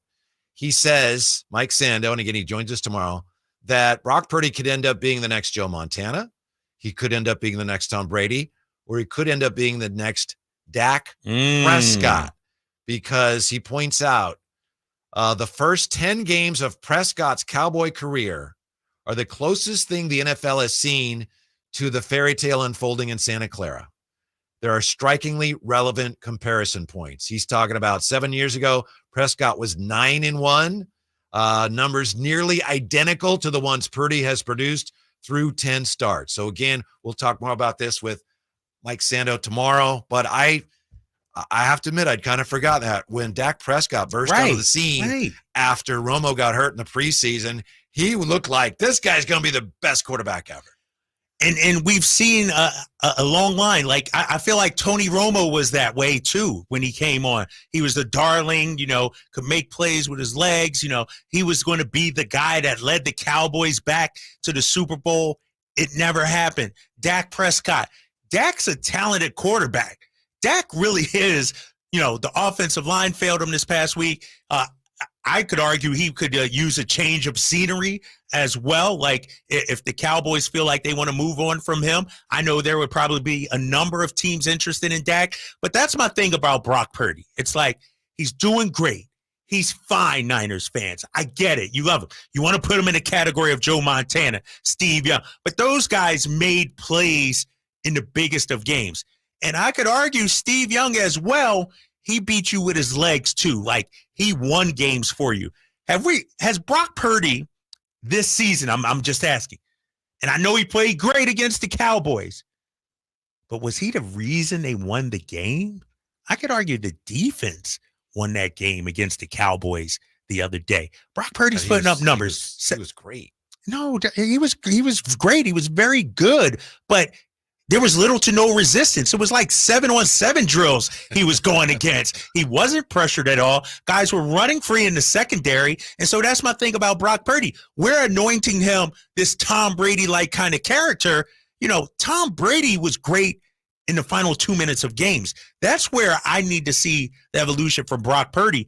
I know you can play well when you have the great defense, when you're up 10-0, 14-0, 21-0, then it becomes super easy for you. But when the going gets tough, when things just aren't working right, show me something then. He hasn't had to do that just yet. I will say this. I understand your point, but we'll talk more about this with Mike Sando tomorrow when he joins us. One of the things he gets into is the whole idea of the best quarterbacks are able to lead their teams from behind in the biggest moments. He points out that doesn't happen as much as people think, because typically the best teams are ahead already, right. and they typically win because they're ahead. But we'll save that for tomorrow. Yeah, well, and real quick, Lou, on that. To that extent, Patrick Mahomes has a reputation.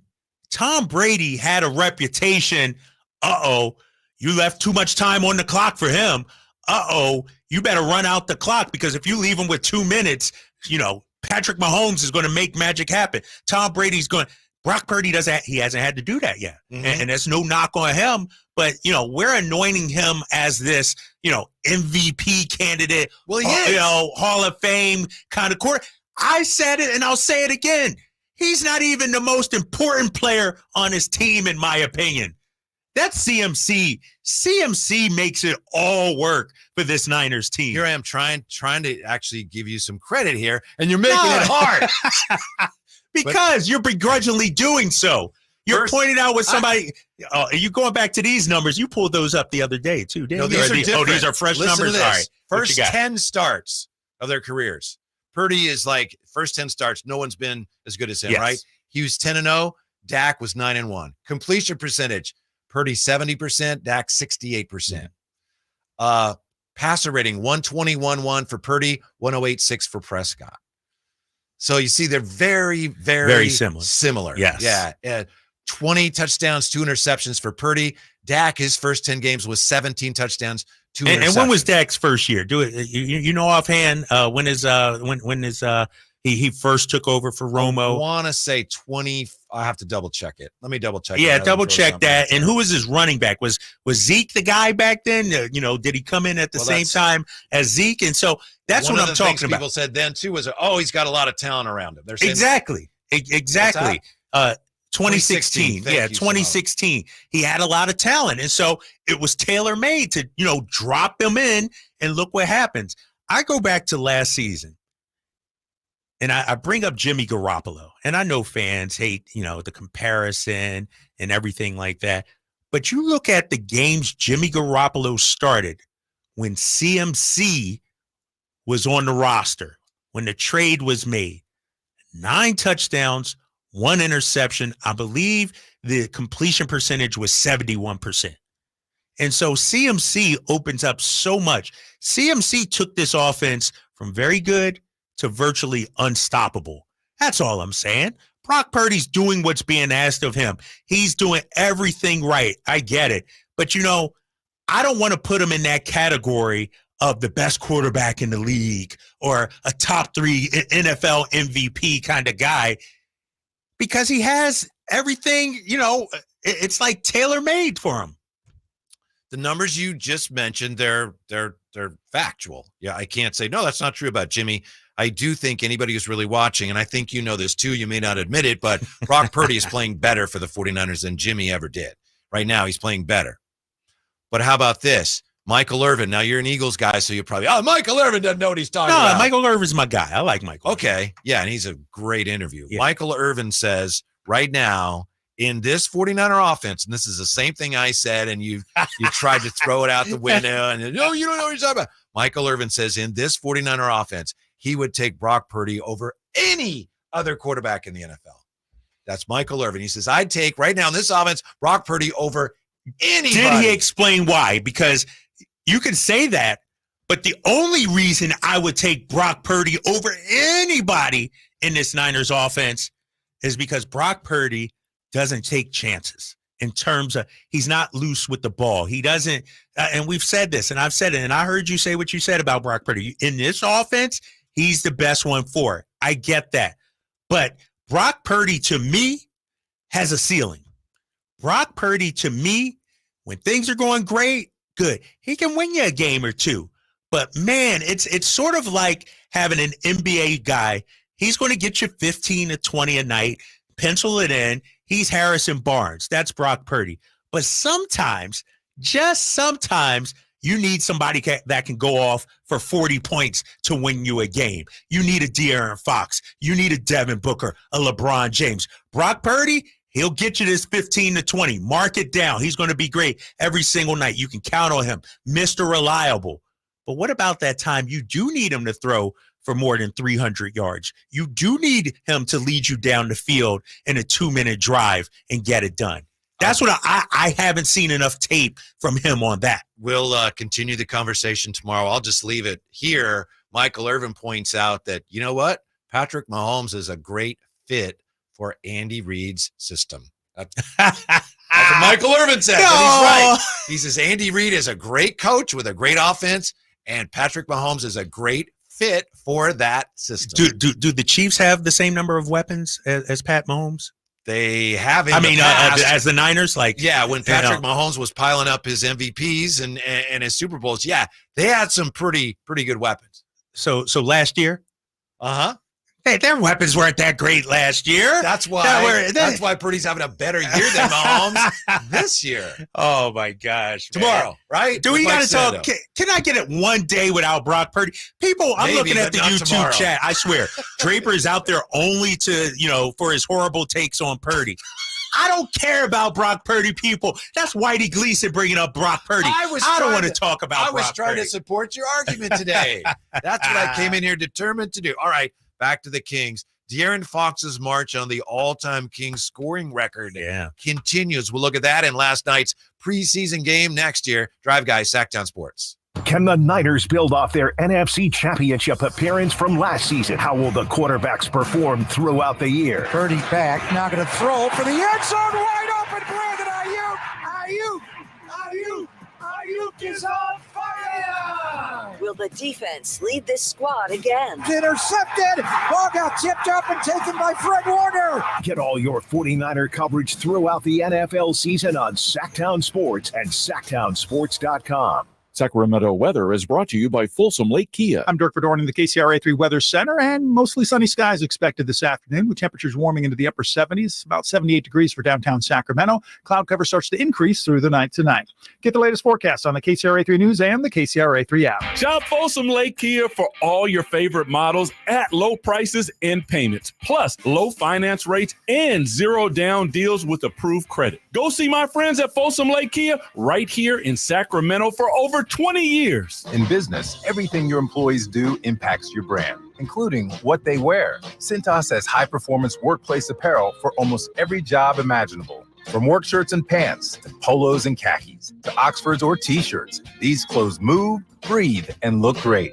Your team gets the styles they like, you convey the image you want. And Cintas service includes weekly laundry and delivery. To learn more, visit Cintas.com. Oh, I'm ready! And get ready for the workday.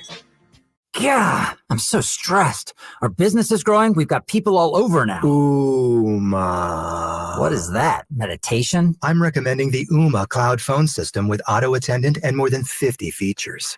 Ooma? Yep. Switching to Ooma is a cinch. Just $24.95 per month per user, plus taxes and fees. Ooma. Now you're feeling it. Find small business calm at ooma.com/radio. That's OOMA.com/radio. It's no secret to golf enthusiasts that Timber Creek and Sierra Pines in Roseville are one of the region's most unique and scenic places to enjoy a great game of golf. 27 holes, boundless options. Elevate your game on our newly renovated driving range, putting green, and chipping area. Whether you're aiming for fun, lower scores, or all-around growth, we've got you covered. Experience golfing dreams in Roseville and book your tee time at timbercreekgc.com. Timber Creek and Sierra Pines, your ultimate golf haven. Only one radio program captures the excitement of hunting and fishing as it happens. The award-winning California Sportsman with Sep Hendrickson. Only California Sportsman takes you where the action is. Live on the water, live in the blind, and live with the top pros and experts in outdoor sports. California Sportsman with Fishing Hall of Famer Sep Hendrickson is your premier destination for all things outdoors. Sep's Saturday Morning Outdoors. Ultimate Bass and California Sportsman. 5 a.m. to 8 a.m. Saturdays on Sactown Sports 1140. Gold Country Casino Resorts in Oroville is thrilled to present American Idol winner Chase Beckham, Saturday, November 18th.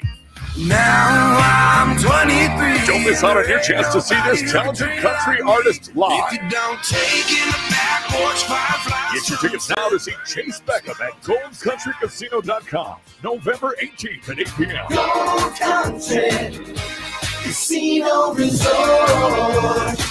Must be 21 or older. At aimyourdigital.com, we'll help you target the right audience, build your leads, and crush your quota. Take your business to the next level. Our digital marketing strategies help grow awareness of your product or service, all while building trust in your business. Our approach involves leveraging multiple tools and strategies to deliver exceptional results that are customized to your unique business needs. Don't wait to run out of sales leads. Keep your business growing. Get started with aimyourdigital.com today. Model Year End pricing is back at Folsom Lake Honda, your one-stop Honda shop. During the Model Year End event, lower interest rates at Folsom Lake Honda make lower payments. It's no wonder why Folsom Lake Honda is your one-stop Honda shop. Come in today or check out our entire inventory online at folsomlakehonda.com. Get an instant cash offer for your trade at folsomlakehonda.com. We'll buy your car whether you buy from us or not. Folsom Lake Honda is your one-stop Honda shop. Folsom Lake Honda. Go to folsomlakehonda.com. Your one-stop Honda shop. At Ashton & Price, we get injury victims to yes. Experience, yes. Ashton & Price has been around for over 25 years. No more insurance companies? Yes. Our clients focus on getting better, and we handle all the rest. Results? Yes. We've collected over $100 million for injury victims. No fee until we win? Yes. Our clients pay nothing until we win. Ashton & Price, the best at getting to yes. Remember, for the best advice, don't think twice. Call Ashton & Price. Sactown Sports. Headlines.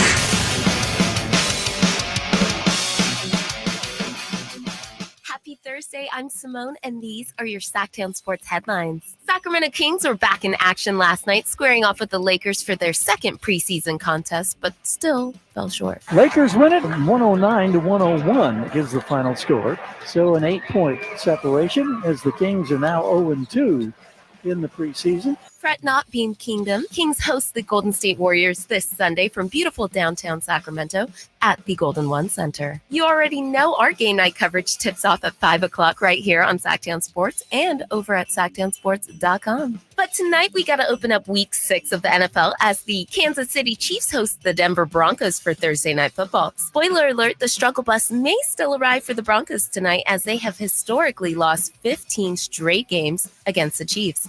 Of course, our Thursday Night Football coverage jumps off at 4:30 right after the Drive Guys, with kickoff going up at 5:15 right here on Sactown Sports.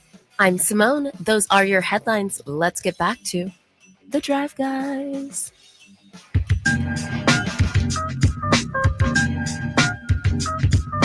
Your new home for 49ers football in the 916. Sactown Sports.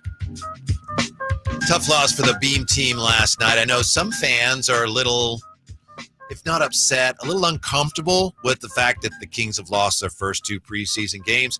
Our Sactown Sports YouTube poll, are you concerned that the Kings haven't won a preseason game yet? I see how many people voted. I don't have access to the results. Let me pull it up. Yeah, I got that right now. 83% say no, it's only preseason. 17% say yes, they should be better. Mm-hmm. And so Kings fans taking a measured approach to the preseason, not getting too high or too low. I sort of fall into the no, it's only preseason, but like I said earlier, give me 10 games. If they're still struggling this bad after 10 games, if they come out 3-7, 4-6, that would concern me early in the season. And thank goodness we don't have 10 preseason games, right? Thank goodness we don't have to go through that. I know. Remember, we used to have 8 back in the day. Who needs 8 preseason games, man? I really only need like 3 max, to be honest with you. We got 5 this year. I'm ready for the real thing, though. And you don't need to worry about preseason win because Drape's going to take care of us. He's got the call. Yes. NBC Sports California on Sunday. Yeah, I got to dust off the pipes. You know what I mean? See, G-Man's already in midseason form. You know, he's been calling the game so far. This will be my first Kings game since Game 6 against the Warriors down there at the Chase Center. That was a great game. So, yeah, I'm looking forward to it. It'll be me and Katie on the call, and no pre or post game on NBC Sports California. But, you know, of course, we got you covered here, Sactown Sports as well. So, yeah. I just hope, you know, when you're doing the game, I hope that the fans, the Purdy fans behind you your mic doesn't pick up. Oh my gosh, man, these Purdy fans, man, you would think Brock Purdy like solved cancer or something. The way fans are like just coming to this guy's defense, they're like flocking to his defense instead of taking a measured approach. You know, speaking of defense, when are we going to see some from the Kings? That's a great question. If I'm Mike Brown, you remember old school coaches, like when you played, I played, like if you ain't get it done, you would run suicides all day, 17s or whatever they used to call them back in the day. You know, now I don't even think you can call them suicides. You can't call it. You can't use that anymore. I think that's frowned on. Yeah, too, what is that called now? I don't know. Lines. Right. Yeah. So, you know, even my son, he runs lines right now. I used to hate those things. But if I'm Mike Brown and, you know, something has to be done to get the message through to these guys because the Kings offense is going to be fine. It's going to be great. But, man, they need their defense to step up. Like I said before, if they were a better defensive team, 48 wins could have been 52, 53 easily. Now, is there anything you can share with us as far as Keegan's thumb? All reports are nothing to worry about. Nah. I don't have anything that we don't already know.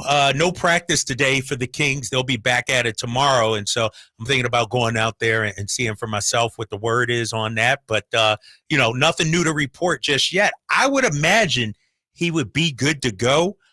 You know, the Kings have 3 more preseason games. It's interesting because they have this game coming up.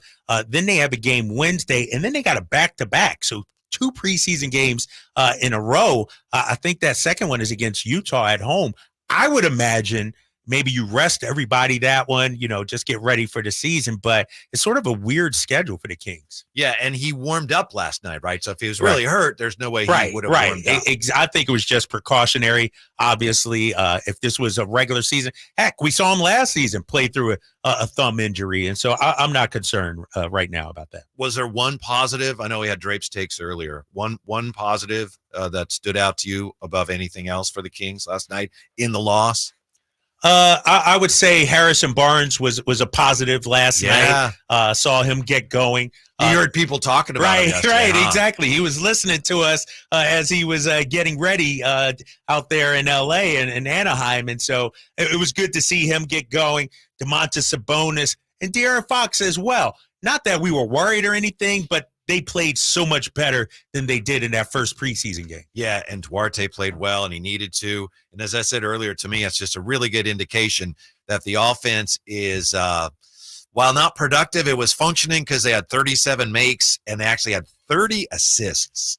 30 assists on 37 makes, and they shot, below 40%? Yes, sir. I think it was. And so to rack up that many assists, 30 is usually the magic number. If you're at 30 assists, you're doing something right. And so that was good to see. They're sharing the ball. You know, you got some newcomers, Whitey, and guys aren't searching for their shots. They're still playing within that team concept. Something to keep an eye on this year, De'Aaron Fox has 7,974 points. I know it's a lot of numbers. Okay. He's 15th all-time on the Kings franchise list. So he needs 1,029 points to pass Scott Wedman for 10. Yeah. And he should do that. De'Aaron has averaged about 1,077 points his first 5 seasons. So if he has another year this year like he did last year, he would actually end up passing Peja for 7th on the all-time list. And if you're past Peja on the all-time list, that would mean he'd move into 3rd place all-time for Sacramento Kings players behind Mitch and behind Sacramento. Cousins. Yeah. So he would pass, 13 is Bibby, Weber's 11.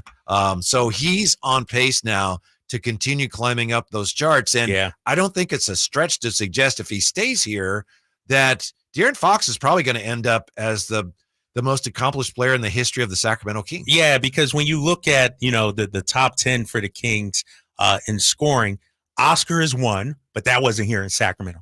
Jack Twyman, 2, that wasn't here. So you get to Mitch Richmond at 3, he's got 12,070 points. You could argue, next year, next, 2 more seasons of full, season basketball, De'Aaron Fox could be there. And so, man, you could argue that he's the greatest player in Sacramento Kings history when it's all said and done. Yeah, and I think even DeMarcus this year, second on the Sacramento list at 98-94.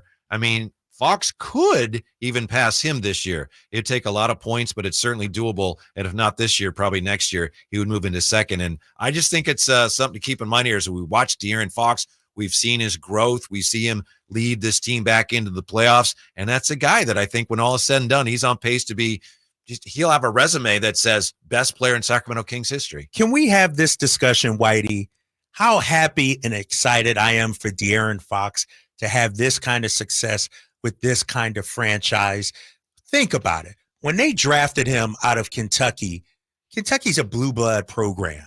Kentucky's, all-time winningest program in NCAA history in terms of games won, I believe. And so then to come to Sacramento, he was a guy that came here that loved basketball, played with a sense of joy, a sense of passion. And I think, the losing really took a toll on him. And so then you start to wonder, where is he going to go in terms of his career with Sacramento? And so this last season brought back that joy that we saw from De'Aaron Fox. I was talking to him, the other day, he's a big pickleball player now. The fact that, he's stuck around here during the off season. He's in the gym all the time. He's in the community. You go to Lifetime in Folsom, you see him playing pickleball. That's so huge, I think, for this organization, for this city. And it could have went the other way for De'Aaron Fox. Like I said, I thought some of his joy was robbed with the losing. There was no hope that this franchise would turn it around. And then you get Monty McNair, Mike Brown. You bring in Domantas Sabonis. I think that's the trade that really reinvigorated De'Aaron Fox. And, Sacramento has a love affair with this guy, and rightfully so, because he's homegrown. They drafted him. They developed him. He wanted to be here. Exactly. And to see that success, see him rewarded with this kind of success, it's a great story for Sacramento. Something to keep an eye on in this year as he continues to climb up the all-time Kings scoring list. When we come back, the NBA is preaching an 82-game season, but are the players listening? Are teams listening? That's next with the Drive Guys on Sactown Sports. It's the Carmichael Dave Show with Jason Ross. Who do they decide on for the Super Bowl? What do you mean, halftime act? Yeah. I know that Taylor Swift. Yeah, turned him down, right? At what point do people turn on Taylor Swift and be like, why don't you lower your prices? And I understand the whole Ticketmaster thing, but what about the merch? Legit, do you have to make $1 billion? Could you make 500 million be? Could you? The Carmichael Dave Show with Jason Ross. Weekday mornings from 6 to 10 on Sactown Sports. Sacramento weather is brought to you by the Arnold Law Firm. I'm Mark Finan in the KCRA 3 Weather Center. Skies will stay clear through the evening, but later on tonight we will see partly cloudy skies. Lows will drop into the low to mid 50s tonight. Tomorrow will be partly cloudy with highs in the upper 70s. Get the latest forecast on the KCRA 3 News and the KCRA 3 app. The Arnold Law Firm has seen how a collision can turn anyone's life upside down in a heartbeat. So remember to be a little more alert on the road and stay safe. The Arnold Law Firm, providing real justice for you since 1975. Call 916-777-7777.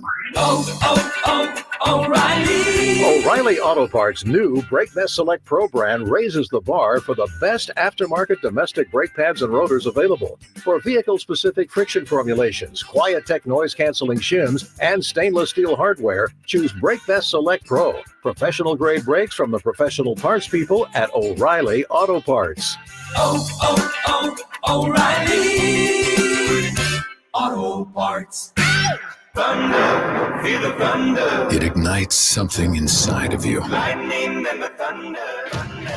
It's a new era in entertainment. Experience legendary performers like never before. All new and all incredible. This is the venue. See it, hear it, feel it. Thunder, feel the thunder. Lightning and the thunder. Thunder Valley Casino Resort. Feel the thunder. Good Guys Heating and Cooling is proud to announce their partnership with Susan G. Komen to raise money and awareness for Breast Cancer Awareness Month. For the entire month of October, Good Guys is committed to donating $10 of every $69 seasonal tune-up performed and $250 for every heating and air system replaced to Susan G. Komen. Call Good Guys Heating and Cooling now to schedule your tune-up and help save lives. 530-GOOD-AIR or online at goodguysheatingcooling.com. Best service, best price, guaranteed. And that's no bull. License number 1057618. I love being a bartender. I love waiting tables. But at the end of my shift, my feet were killing me. And so I had to pretend like I was having a good time. And really, I couldn't wait to sit down. But it wasn't just my feet. It was also my knees were achy. A lot of neck pain, too. I was in so much pain. I kind of lost hope, really. And then I saw the Good Feet store, and that's when everything changed. For over 20 years, we've helped people like Kristen enjoy their work again without their feet getting in the way.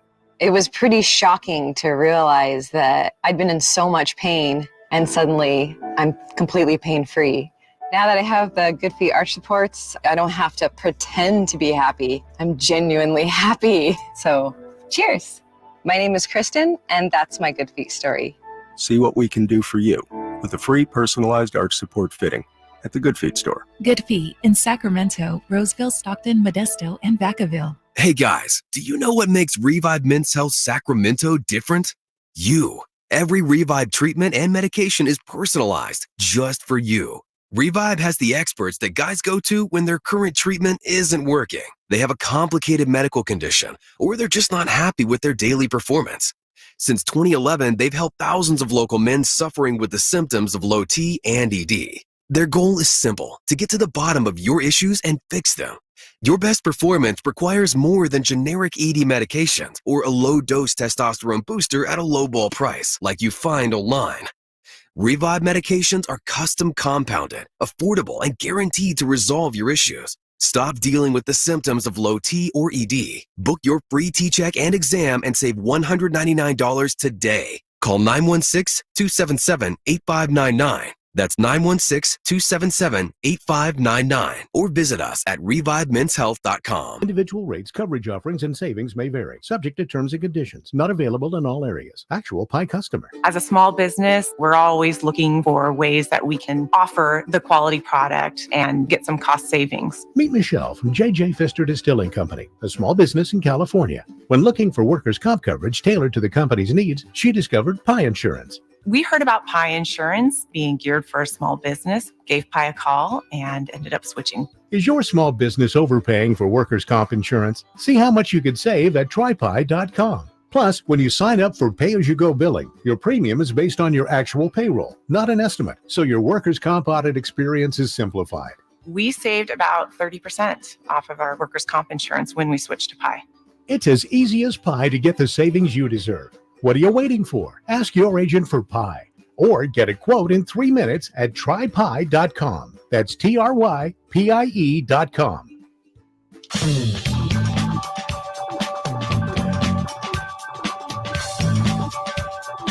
Live and local, 6 a.m. to 6 p.m., Monday through Friday. Sactown Sports. That's Drive Guys. Hello. Boy, we're having fun talking basketball today. Get you excited about the regular season, does it? Does it not? I'm ready, man.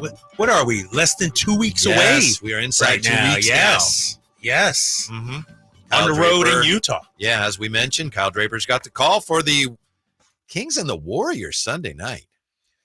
Rivalry renewed, right? Yeah. I mean, this is the most anticipated preseason game, at least since I've been here. And I'm just hoping some of the big names play for Golden State. Yeah, we got to talk about that top of the hour. Draymond had some interesting things to say about that rivalry now. Draymond. He's trying to get on our good side right now. We'll talk about that. He's trying to get on our good side here in Sacramento. Yeah, so we got that coming up here, and looking forward to your call on Sunday night.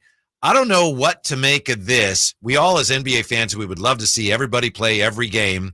We know that that's just not the way it is now. But Joe Dumars, who is the NBA executive VP and head of basketball ops, he said that making this public, telling everyone the league has communicated to the players and teams that, quote, we are really emphasizing that this is an 82-game season, end quote. And they're also telling players and teams the data indicating player rest doesn't necessarily translate to players being healthier. So they're trying to tell players, you guys should play. They're telling teams, you should play your guys. If you rest them, it might not make any difference. I understand what they're doing, and I hope they are successful, but I just don't see any way they're going to be. I don't see any way they're going to be. Basically, what you may be signaling or telling the players this, but it's the organizations. They feel like, you know what?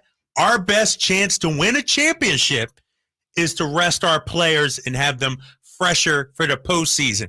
And I'll push back on Joe Dumars and what the NBA is saying in this. When you look at player longevity in the league, remember before, guys were toast in year 11, 12, like they were done.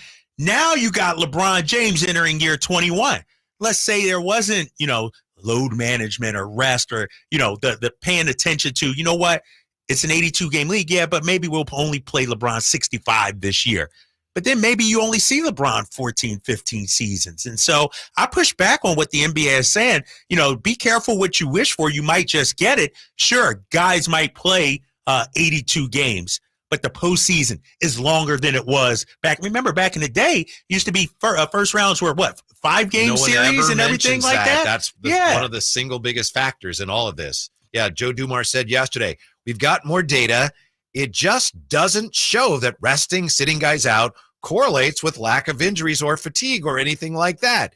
What it does show is guys may not be as efficient on the second night of a back-to-back, but in terms of injury and things like that we thought that it did prior, as we got more data, we realized that's not really holding up. So it almost sounds like they're saying, well, maybe. Everything we thought might not be true now all of a sudden. Yeah. Like they didn't do studies on this before, right? Like I thought we had data, before that, sort of helped institute this change in the NBA. And I don't see it making much difference. I really, if I'm being 100% honest, I don't think there's as much load management going on as we're making it out to be. I do think players are hurt. How many times in football, basketball, whatever the sport, everybody's playing with something now. So if your star player is banged up, has a sore knee, something like that, why not give him an extra game or two off, especially when your big prize is the NBA championship? And so I'm sorry, we may talk about, it's an 82-game season, sure. But like I said, the playoffs are longer. You're asking for guys to do, summer commitments in terms of Olympics and FIBA World Cup and all that. And so I could argue the game is more taxing physically now. There's more of a toll on you physically now, so that guys, do need to rest more. And it's a way to prolong their careers. So I'm okay with it. I am too, and I understand fans and people in the game who've been around the game for a lot longer, who came up in an 82-game era when people played every game. I understand why for them it's difficult to say, okay, well, I guess it's all right if LeBron rests. It's more often those people say, Michael Jordan played every game. But I think you're right. Michael Jordan might have played longer if he'd managed his load, which was unthinkable. I read a book about his time with the Wizards, and there are people that say his second year, he was playing really well, but then his knee started going out, and rather than rest him, he just kept playing, and then he was done. Yeah. I think it's like, in baseball, 162 games, very few guys play all the games, but we don't expect them to. So why should, in football, if a team has clinched something, I know the sport is different, but if you've clinched things, you don't necessarily play your starters the last game of the season, right? There's no reason to. So it makes sense that, especially when you're paying so much money to older guys that you need in the playoffs, that you would try to do everything you can to make sure they're ready for the playoffs. I understand it. Yeah, and I'm 100% with you on that. You play to win a championship, especially in this rings culture that we have. Like, not only the NBA, but media, fans, we've sort of devalued the regular season, because how many times have we discussed a player, they didn't win a championship, so, they must be garbage. They're not a winner, So now we're faulting players for resting to get ready to try and run for a championship. I pulled up some old players here. Isaiah Thomas, great player. Remember, not the Kings Isaiah Thomas, the original Isaiah Thomas. One of the most underrated superstars in history. Guess when he retired, how old he was? 35, I don't know. 32 years old. Think about it. Can you imagine, if players, these days, like we got guys playing till 40 now. Like we saw Vince Carter into his 40s. LeBron's going to be 39, I think it is this year. And so I just, players' careers have, become longer because of load management, I think. And so that, to me, that's a good thing. Yeah, the league, I guess, is saying, well, that's not necessarily why their careers are longer. But hello, I don't think I need to do a study to come to that conclusion. I do think the league is going about it the wrong way, and I understand why it's an issue for the league, especially when it comes to TV games, right? When you have a nationally televised game, and there have been instances of this in the past, and supposedly I think the league is taking action now where there are fewer of them, but you have a nationally televised game, and you're going to watch, it's like, the Lakers are on, but LeBron's not playing. Or the Warriors are playing, Steph's not playing tonight. Oh, really? So I understand why that's bad for the league, and they want to avoid that. I think the league needs to work with the players and the teams and say, how can we be partners on this? We understand that you want to win championships and play your best basketball. That's good for us too, but this is our problem. Rather than make these mandates and the player participation policy, which I just don't think is going to work. Yeah, and, to Kawhi Leonard's point, he said, he doesn't load manage the games, even though we know he did, especially in San Antonio. But the games he misses, it's because he's hurt. And we talked yesterday about it. If a team wants to rest a player, all you got to do is say, he woke up with a sore back or his knee is sore today. Like, it's so easy to miss games. I do like the minimum for MVP. Like, you got to play a certain amount of games. Like, I don't think you can win an MVP in playing 56 games or something like that. And so I do like that. But this mandate, teams are going to get fined and all this. I don't think load management is as big of a problem as, the league is making it out to be, and to an extent the media is. Coming up, Draymond Green has weighed in on the anytime you mention Dre, I'm just like, really, dude, Draymond. Kings and Warriors Sunday, and Draymond Green sharing his thoughts on the state of the rivalry. Is it even a rivalry in his mind? That's next year with the Drive Guys on Sactown Sports. Can Mike Brown build on last season's Coach of the Year award? Can the Kings exceed 48 wins? We will be better prepared to make the run that we expect to run come next playoff. Tune into every Kings game this season on Sactown Sports and SactownSports.com. All new spring deals are here at Lowe's. Start planting your garden this weekend with Bonnie 11.8-ounce vegetables. Buy 4 for $10. Plus, liven up your patios and decks with fresh blooms. Select 1.5-gallon hanging baskets or 2 for $20. Lowe's knows spring. Lowe's knows home improvement. Offers valid through 5/17. In-store only. Actual plant size and selection varies by location. While supplies last, excludes Alaska and Hawaii. The NorCal Sportsman Show is coming October 14th and 15th at the grounds in Roseville. Get huge year-end deals on everything outdoor. Hunting, fishing, camping, golf, and more. Plus free interactive family activities, live music, the Big O Tires Custom Car Show, and a real catch and release pond from Fisherman's Warehouse. Don't miss this first ever event, sponsored by Roseville Auto Mall. Get your tickets now at NorCalSportsmanShow.com. That's NorCalSportsmanShow.com. My name is Jim Conroy, and I am the CEO at Boot Barn. As we celebrate 45 years supporting the Western community, we have been reflecting on the American Cowboys' incredible influence on our nation. Through tenacity and grit, they persevere to keep the Cowboy legacy alive, while feeding families across the world. It speaks to the strength and spirit of our country, and we are honored to support this proud heritage. Thank you for sharing the West with us for 45 years. If you're a business owner, Mercedes-Benz of Stockton invites you to see their selection of Sprinter vans. And purchasing a Mercedes Sprinter is a very smart business decision because Sprinters qualify for a generous IRS Section 179 tax deduction. You can save thousands in tax savings. Mercedes-Benz of Stockton, a short drive from Sacramento right off I-5. Sales, service, and a huge selection of Mercedes Sprinter vans. See our inventory at mbofstockton.com. Golf to Go is brought to you by the Hagen Oaks Golf Super Shop. Here's Frank LaRosa. Mike Woods, PGA Director of Golf at Hagen Oaks Golf Complex, says pace of play registers as very important to most golfers, so he offers a few tips to help. When you're in a cart, drop your partner at his ball and drive to your ball. While your partner is hitting a shot, you can be getting ready for your shot, and your partner can meet you at the cart. Move to the next shot before putting your club back in the bag. That way, you're putting one back and taking a new one, all in the same motion and time frame. Now line up your putt while others are already putting, so you're ready when it's your turn. And you probably don't need to mark 2-foot putts, unless, of course, it's a tournament or a big money match. Save writing your scores until you reach the next tee. And it's not enough to be ahead of the group behind. Stay up with the group in front. It's a game. Have fun. And let everyone else have fun as well with a great pace of play. That's your Golf to Go.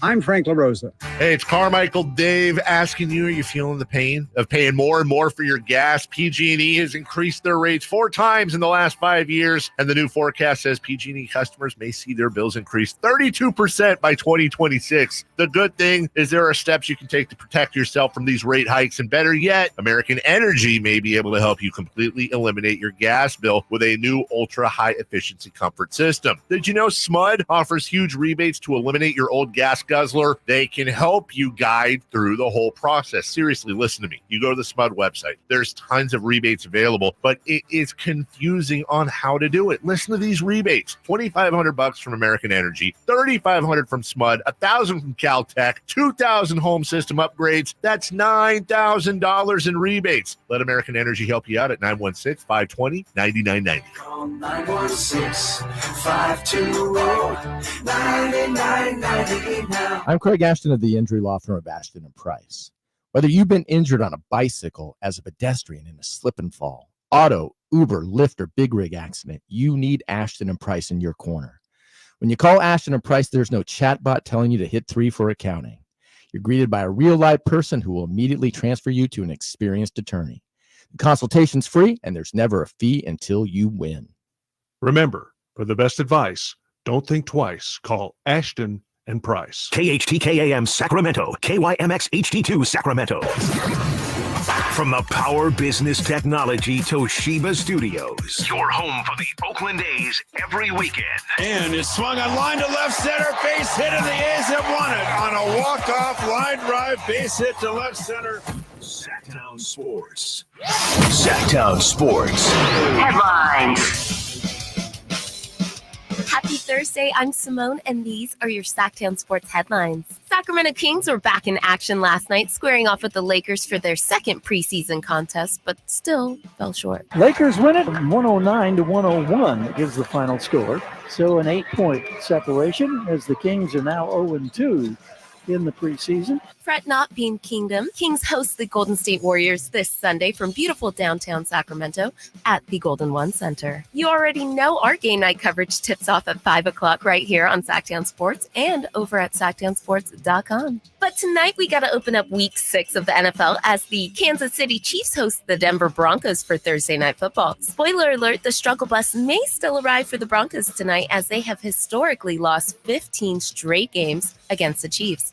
Of course, our Thursday Night Football coverage jumps off at 4:30 right after the Drive Guys, with kickoff going up at 5:15 right here on Sactown Sports. I'm Simone. Those are your headlines. We got the last 30 minutes or so of the Drive Guys coming up right now.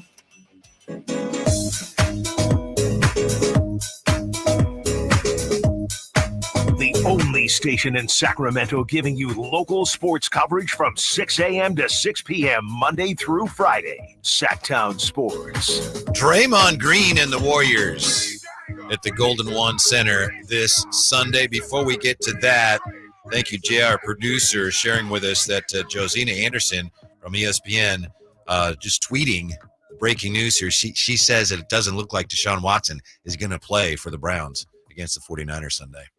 And that's a huge loss, right? If you're Cleveland, at the beginning of the season, I looked at this game as a potential tough one. You have to travel east, obviously, to face the Browns. They have a great defense.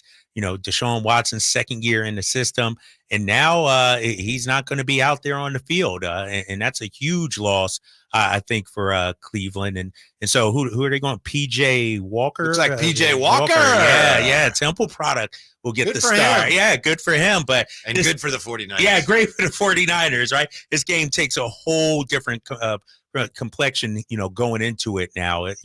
17-6 would get it done. I think it'll be a little larger, the deficit, discrepancy than that. But the Niners catching a break once again. Yeah, and now that's the story in Cleveland. Deshaun Watson, okay, he's hurt. We thought he was medically cleared. So there are questions about why he's not playing, how badly hurt he is. So they've got that on top of everything else they've had to deal with this year and everything else they've had to deal with when it comes to Deshaun Watson. But looks like no Deshaun Watson for the 49ers on Sunday. Yeah, now Sunday night, of course, Kyle's got the call for the Kings and the Warriors. And Draymond Green, I'd say he had an impact on the series last year. Would you agree with that? I think left so. His mark left his mark on the rivalry. Put his foot down on this series. Yeah, I think so. Yeah, so he was on NBC Sports Bay Area's Dubs Talk, had some thoughts on the Kings and the Warriors. And here's Draymond comparing the two franchises. The reason I'm cool with that word being used is because there is a NorCal thing there. There's a Northern California thing of us in Sacramento, the Bay and Sacramento being so close, yet so different, yet so similar. You kind of got that whole thing going on. Then you add in Vivette, who was a minority owner here before he outright bought the Kings. Mike B. Mike B has won championships here with us. Right. 3 championships, if I'm not mistaken. It's just bigger than basketball. Now, when he says he's cool with that word being used, the word is rivalry. And by the way, that's Zena Keita, I believe, is a reporter he's talking to from NBC Sports Bay Area. So, yeah, Draymond's cool with the rivalry being used here because of the geographic aspect of this match. Yeah, and one thing he mentioned is, it's bigger than basketball. It's not, this rivalry isn't just about the guys on the court. It's the geography. It's the fan base. You got some fans in the Bay Area who are Kings fans and vice versa. I mean, you get to Vacaville, Fairfield, some of those areas, there's a segment of Kings fans there and a segment of obviously Warriors fans. And so this is the battle for NorCal supremacy. So you could talk about Lakers, Clippers, and that being a rivalry. Maybe it is down there. But for us, this is our rivalry.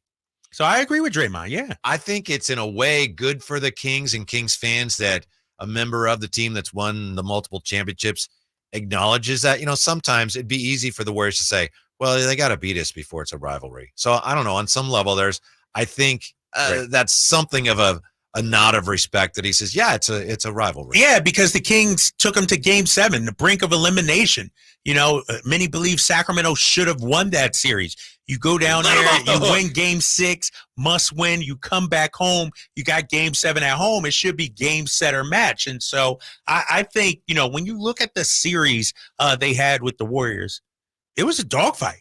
It wasn't like, they rolled over anybody or anything like that. The Kings, it took a 50-point game from Steph Curry for the Warriors to eliminate Sacramento. Don't you think it's fair to say that the Kings played the Warriors so tough that they didn't have much of a chance of winning the next round? Yeah, I think so. It took a lot out of them, obviously, a lot out of Steph. I mean, and that's the thing. When you watch this Warriors team, Steph had to be superhuman, to get it done. And then you go against LeBron and AD. And so I just think, like all of last year, the Kings put the league on notice. The Kings put the Warriors on notice as well that, those days of kicking our butt, coming into our building, smacking us up, that's not going to happen anymore. I don't think that there are a lot of Kings fans who have much respect for Draymond Green, but Draymond Green does say the Kings earned his respect. Start talking the basketball side of it, and that team gained my respect. And it's a lot of teams we've played over the course of this run If they ain't gain no respect, like, you don't respect that team. Like, you ain't giving them nothing? No. Okay. But that team gained my respect. They got a bunch of young, hungry guys led by De'Aaron Fox, who I think is a superstar, will be a superstar in this league. And they're hungry. They're going after it, and I respect that. Like, I remember, like, I think I can look at them and, like, I remember that part of the journey. And, like, the reality is, that's the sweetest part of the journey. When nobody think you can do it, like, when people act like they for you until they go a little wrong and then they flip back. Like, they're right now in the sweetest part of the journey. They're proving themselves. And I love and appreciate that. And like I said, and playing against those guys and going a 7-game series, like, all of these playoff series, you either lose, like, man, I respected those guys, or I don't really respect them at all. And they gain my respect. By the way, the team he's talking about there, when he says we played teams, we don't respect him, he's talking about Memphis. Right, exactly. Right. Exactly what he's talking about. To Memphis. And so, but does it matter that we've earned Draymond's respect? How do you feel about that? I get it, Draymond. I like it. Okay, we appreciate that. But does that make you feel a certain way? I don't care if we have his respect. We're trying to kick his butt. Who's Draymond Green? It was odd because as he talked about it, it's almost like what he's saying is, they're kind of like us. They want to be like us. So, and we love Mike, and I love De'Aaron Fox, and they're doing it our way. And they're, we did it right. first, and good for them. They're like the knockoff version of us, you know? They're the B-rated version of us, you know? They want to be like us. It was kind of a backwards condescending a little bit. I didn't like that. So we'll see how things unfold. I don't know. I know he's had a sprained ankle. I don't know if we're going to see him. I do think there are going to be some kind of fireworks, but we might have to wait for the regular season for that between he and Sabonis. Again, I'm not advocating it. I'd just be surprised if we don't see some of it. Yeah. Is it Sabonis that delivers the message? Is it Fox? Is it JaVale McGee? Is it our boy JaVale McGee? Like, somebody has to, I'm not, like you said, I'm not advocating, but, maybe a little hard foul, maybe a little hard screen or something like that. No elbows or nothing dirty like that. But you got to send a message to Draymond. We ain't forget that. Yeah. As long as no one's hurt or anything. Right. And, that's hard to guarantee if you're going to take a shot at somebody. But I almost think the Warriors would never admit this publicly. But privately, I think they'd say, yeah, they kind of owed us one. Right? Yeah. After what Draymond did. Right. It's like baseball. You may not get them the next at bat, or, you may wait a few games, but you should know it's coming. And so I know the fans will be ready. They'll give Draymond the business. I wonder if he'll be in the building on Sunday. He's not playing, obviously, dealing with that ankle injury, but the fans will give him the business. And, I want to see, especially during the regular season, that Friday game when they play them, the level of intensity. We talked about defensive intensity from the Kings and the lack thereof so far in the preseason. I hope I see it come to regular season in that Warriors game. How good is this Warrior team? All these people that are saying it's a championship Don't get team. me started, Whitey. Well, we'll just give you a second here. Right. We'll come back to that. Also, we'll look at this whole question of who's the best player in the NBA. Is it really that difficult as we head down the home stretch here? Drive Guys on Sactown Sports. Trying to find out where to catch your favorite team's games? Are you a fan of the Kings, Niners, and the NFL? They send the audio. They send me Touchdown! San Francisco! It's all on his shoulders. Cox rocks. He fires for the win. He's got the triple. Catch all your Kings, Niners, and NFL games all year long on Sactown Sports and SactownSports.com. Folsom Lake Ford has trucks. The F-150s are here. Explorers, Expeditions, and a huge selection of Broncos and Bronco Sports. They're in stock now at Folsom Lake Ford. Shop Folsom Lake Ford, your truck headquarters, right here in Sacramento for your favorite Ford models at good, fair prices. Short on cash? Buy any new Ford with zero down. Save big with low interest finance rates. Plus, Folsom Lake Ford is paying top dollar for all trades. We want your vehicle regardless of mileage or condition. This could be the best time to buy a new Ford. Check out the huge inventory online at FolsomLakeFord.com or stop by the dealership and see the most recent arrivals. Looking for something special? Give them a call and tell them Doug Christie sent you. Folsom Lake Ford in the Folsom Auto Mall. Your trusted dealer, my trusted dealer for over 30 years. FolsomLakeFord.com. 0 down with approved credit.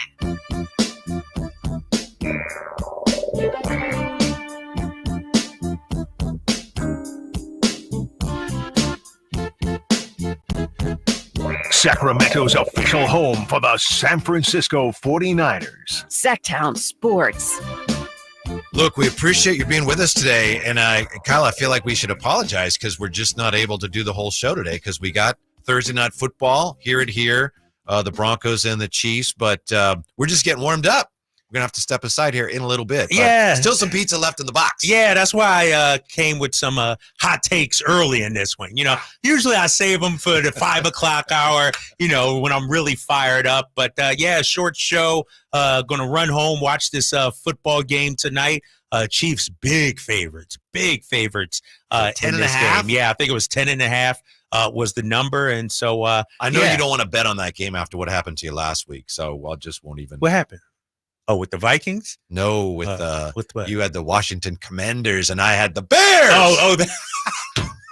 My Bears might not win another game the rest of the year. That's they might fine. be. You're like, as long as they won that one, I'm good.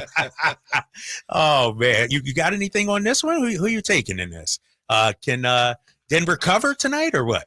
I don't want any part of Denver. I would feel like if you want Kansas City in 10.5, that's probably the way to go. Play, huh? I might be interested in Denver, but I don't want to have anything to do with Russell Wilson or Sean Payton right now. I don't want to hitch my wagon. What's to them going on, in man? any way, shape, or form. So no, thank you. Sort of a dumpster fire right now. What's going on there? Like they had so much promise, thought they'd be better, but not tonight. Not tonight. They're gonna face a tough, and it's at KC, I do believe tonight. So it's gonna be tough. Yeah, Taylor Swift's supposed to be there. So Ooh, and Kelsey's supposed to play. You have any thoughts on the Warriors? I saw somewhere someone was asking who's more disrespected by the fact that the GMs gave them no votes to win the championship, the Lakers or the Warriors? Are the Warriors disrespected in that regard? No, because I don't see why people think the Warriors can win a championship this year. And this is no knock to them. When they actually won the championship, Jordan Poole was a big part of that. I know he had a bad postseason this past year, but 2 postseasons ago, he hit some big shots for them. He was big in that Celtics series as well. And when you look at the West, Denver's much better than they were 2 years ago. The Kings are much better. The Lakers, I could argue, are even better. And so I just think the Warriors' age is catching up with them. You could argue outside of Steph Curry, Andrew Wiggins is probably their second best player.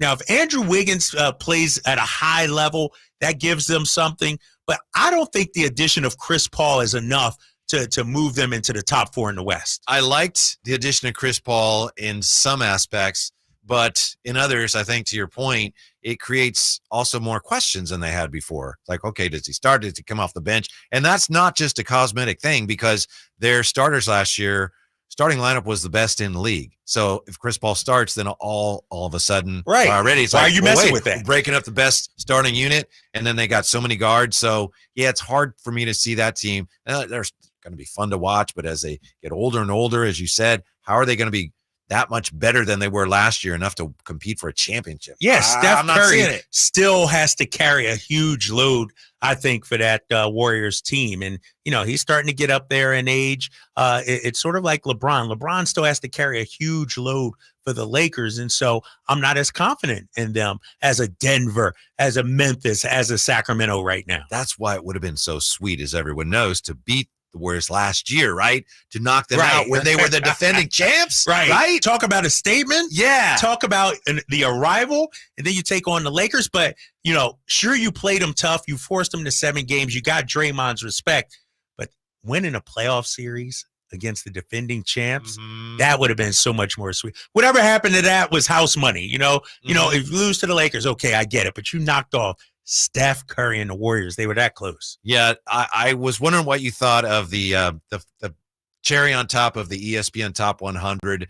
Came down to the 10 best players in the league, and they named Giannis the best player. I think he's 1, and the Joker is 2nd. you have any thoughts on that? Obviously, you're nitpicking when you get to the very top. Yeah. To me, Jokic is the best player in the league, and I don't know why people can't just see that for what it is. Yeah, I was shocked by that, to be honest with you, that Giannis was still number one, because when you look at other metrics, other rankings, for some reason people aren't before the trade when they acquired Lillard, people were sort of writing off the Bucks. They were clearly behind the Celtics, but they still had Giannis. And so I think one of the biggest surprises for me, Luka was what, 3 or 4? Sorry, 4, I think, behind Embiid. 4. Like what? I'm with you on that too. I saw that. That's like, wrong. come on. I mean, he puts up numbers. They're sort of empty. Tatum 6, Curry 5, Luka 4. Right. Luka ahead of Tatum and Curry. Not correct. Now, remember, Tatum's been the best player on a team that played in the NBA Finals. Steph Curry, obviously a Finals MVP, 4-time champ. Luka, for some reason, I mean, and maybe this is, my bias now. There's this segment of Luka pushback that's going on right now, but I need to see more from him, man. I need to see him be a better leader and help lead this team to the postseason. You know what he was last year? You know what he was last year? I Who didn't was he realize last this. I just saw it. Last year, he was 3rd. So his team Wow. doesn't even make the playoffs, and he slips Just one spot. Just one spot. And I think the jig is up when it comes to Luka, because people are seeing what he is. Very talented player, great player, gets you numbers, hits big shots. He's clutch as well. But how do you surround him with talent? Who's the best kind of player to fit with him? And so I think right now that's what the Mavericks are struggling with. We've seen the time that they've changed, Jalen Brunson they had, Porzingis they had. Now they have Kyrie as well. And so Luka's a guy that puts up numbers. He's exciting to watch. But all those other guys, Giannis, Jokic, you could argue Embiid has his shortcomings as well. And if you want to make that argument, great. Steph Curry, Tatum, they lead their teams to the finals. Luka hasn't done that yet. Jokic won an MVP award 2 years in a row. He could have won it last year. He didn't. Maybe he should have. He didn't. How did he respond? He had a great playoff series, and he was the best player in the world, clearly, and led the Nuggets to their first title. He's the best player in the world. I don't know what it's plain as day to me. What do you think? I didn't read it. I just saw the list. Why are they saying that he's number 2? Did they mention that at all? Why is he behind Giannis in this? What's his shortcoming? Is it his defense? Are they trying to make a point of? I think you're right. Jokic's path to the number 1 ranking. Isaiah Thomas said Jokic has to be considered the best player on the planet after his championship. Still has room for growth, as Michael Malone said in camp. If he can improve his defense and perhaps be more aggressive with his 3-point shot, he could be collecting even more hardware. Who wrote that, Whitey? Who wrote that? Yomisu. And I like Ohm. Ohm's respected. But what do you want from him from 3-point range? Like that's in the playoffs, he shot 46% from the 3-point line. So what is Ohm talking saying, about? Well, he should do it more the regular season. Right. I mean, the guy is so phenomenal. He came as close. Nobody can win a championship by himself. Last year, I thought Jokic came as close to doing that as anyone I've seen since like Kareem with the Bucks or something. Dang. Nobody can do it, right? You can't really do it. It's an illusion. But he came pretty close last year. And I could argue Jokic is probably the single most indefensible player in the NBA. Like, how do you defend that guy? Giannis has his offensive limitations, so you could build a wall, force him into jumpers, and stop him that way. I know he imposes as well.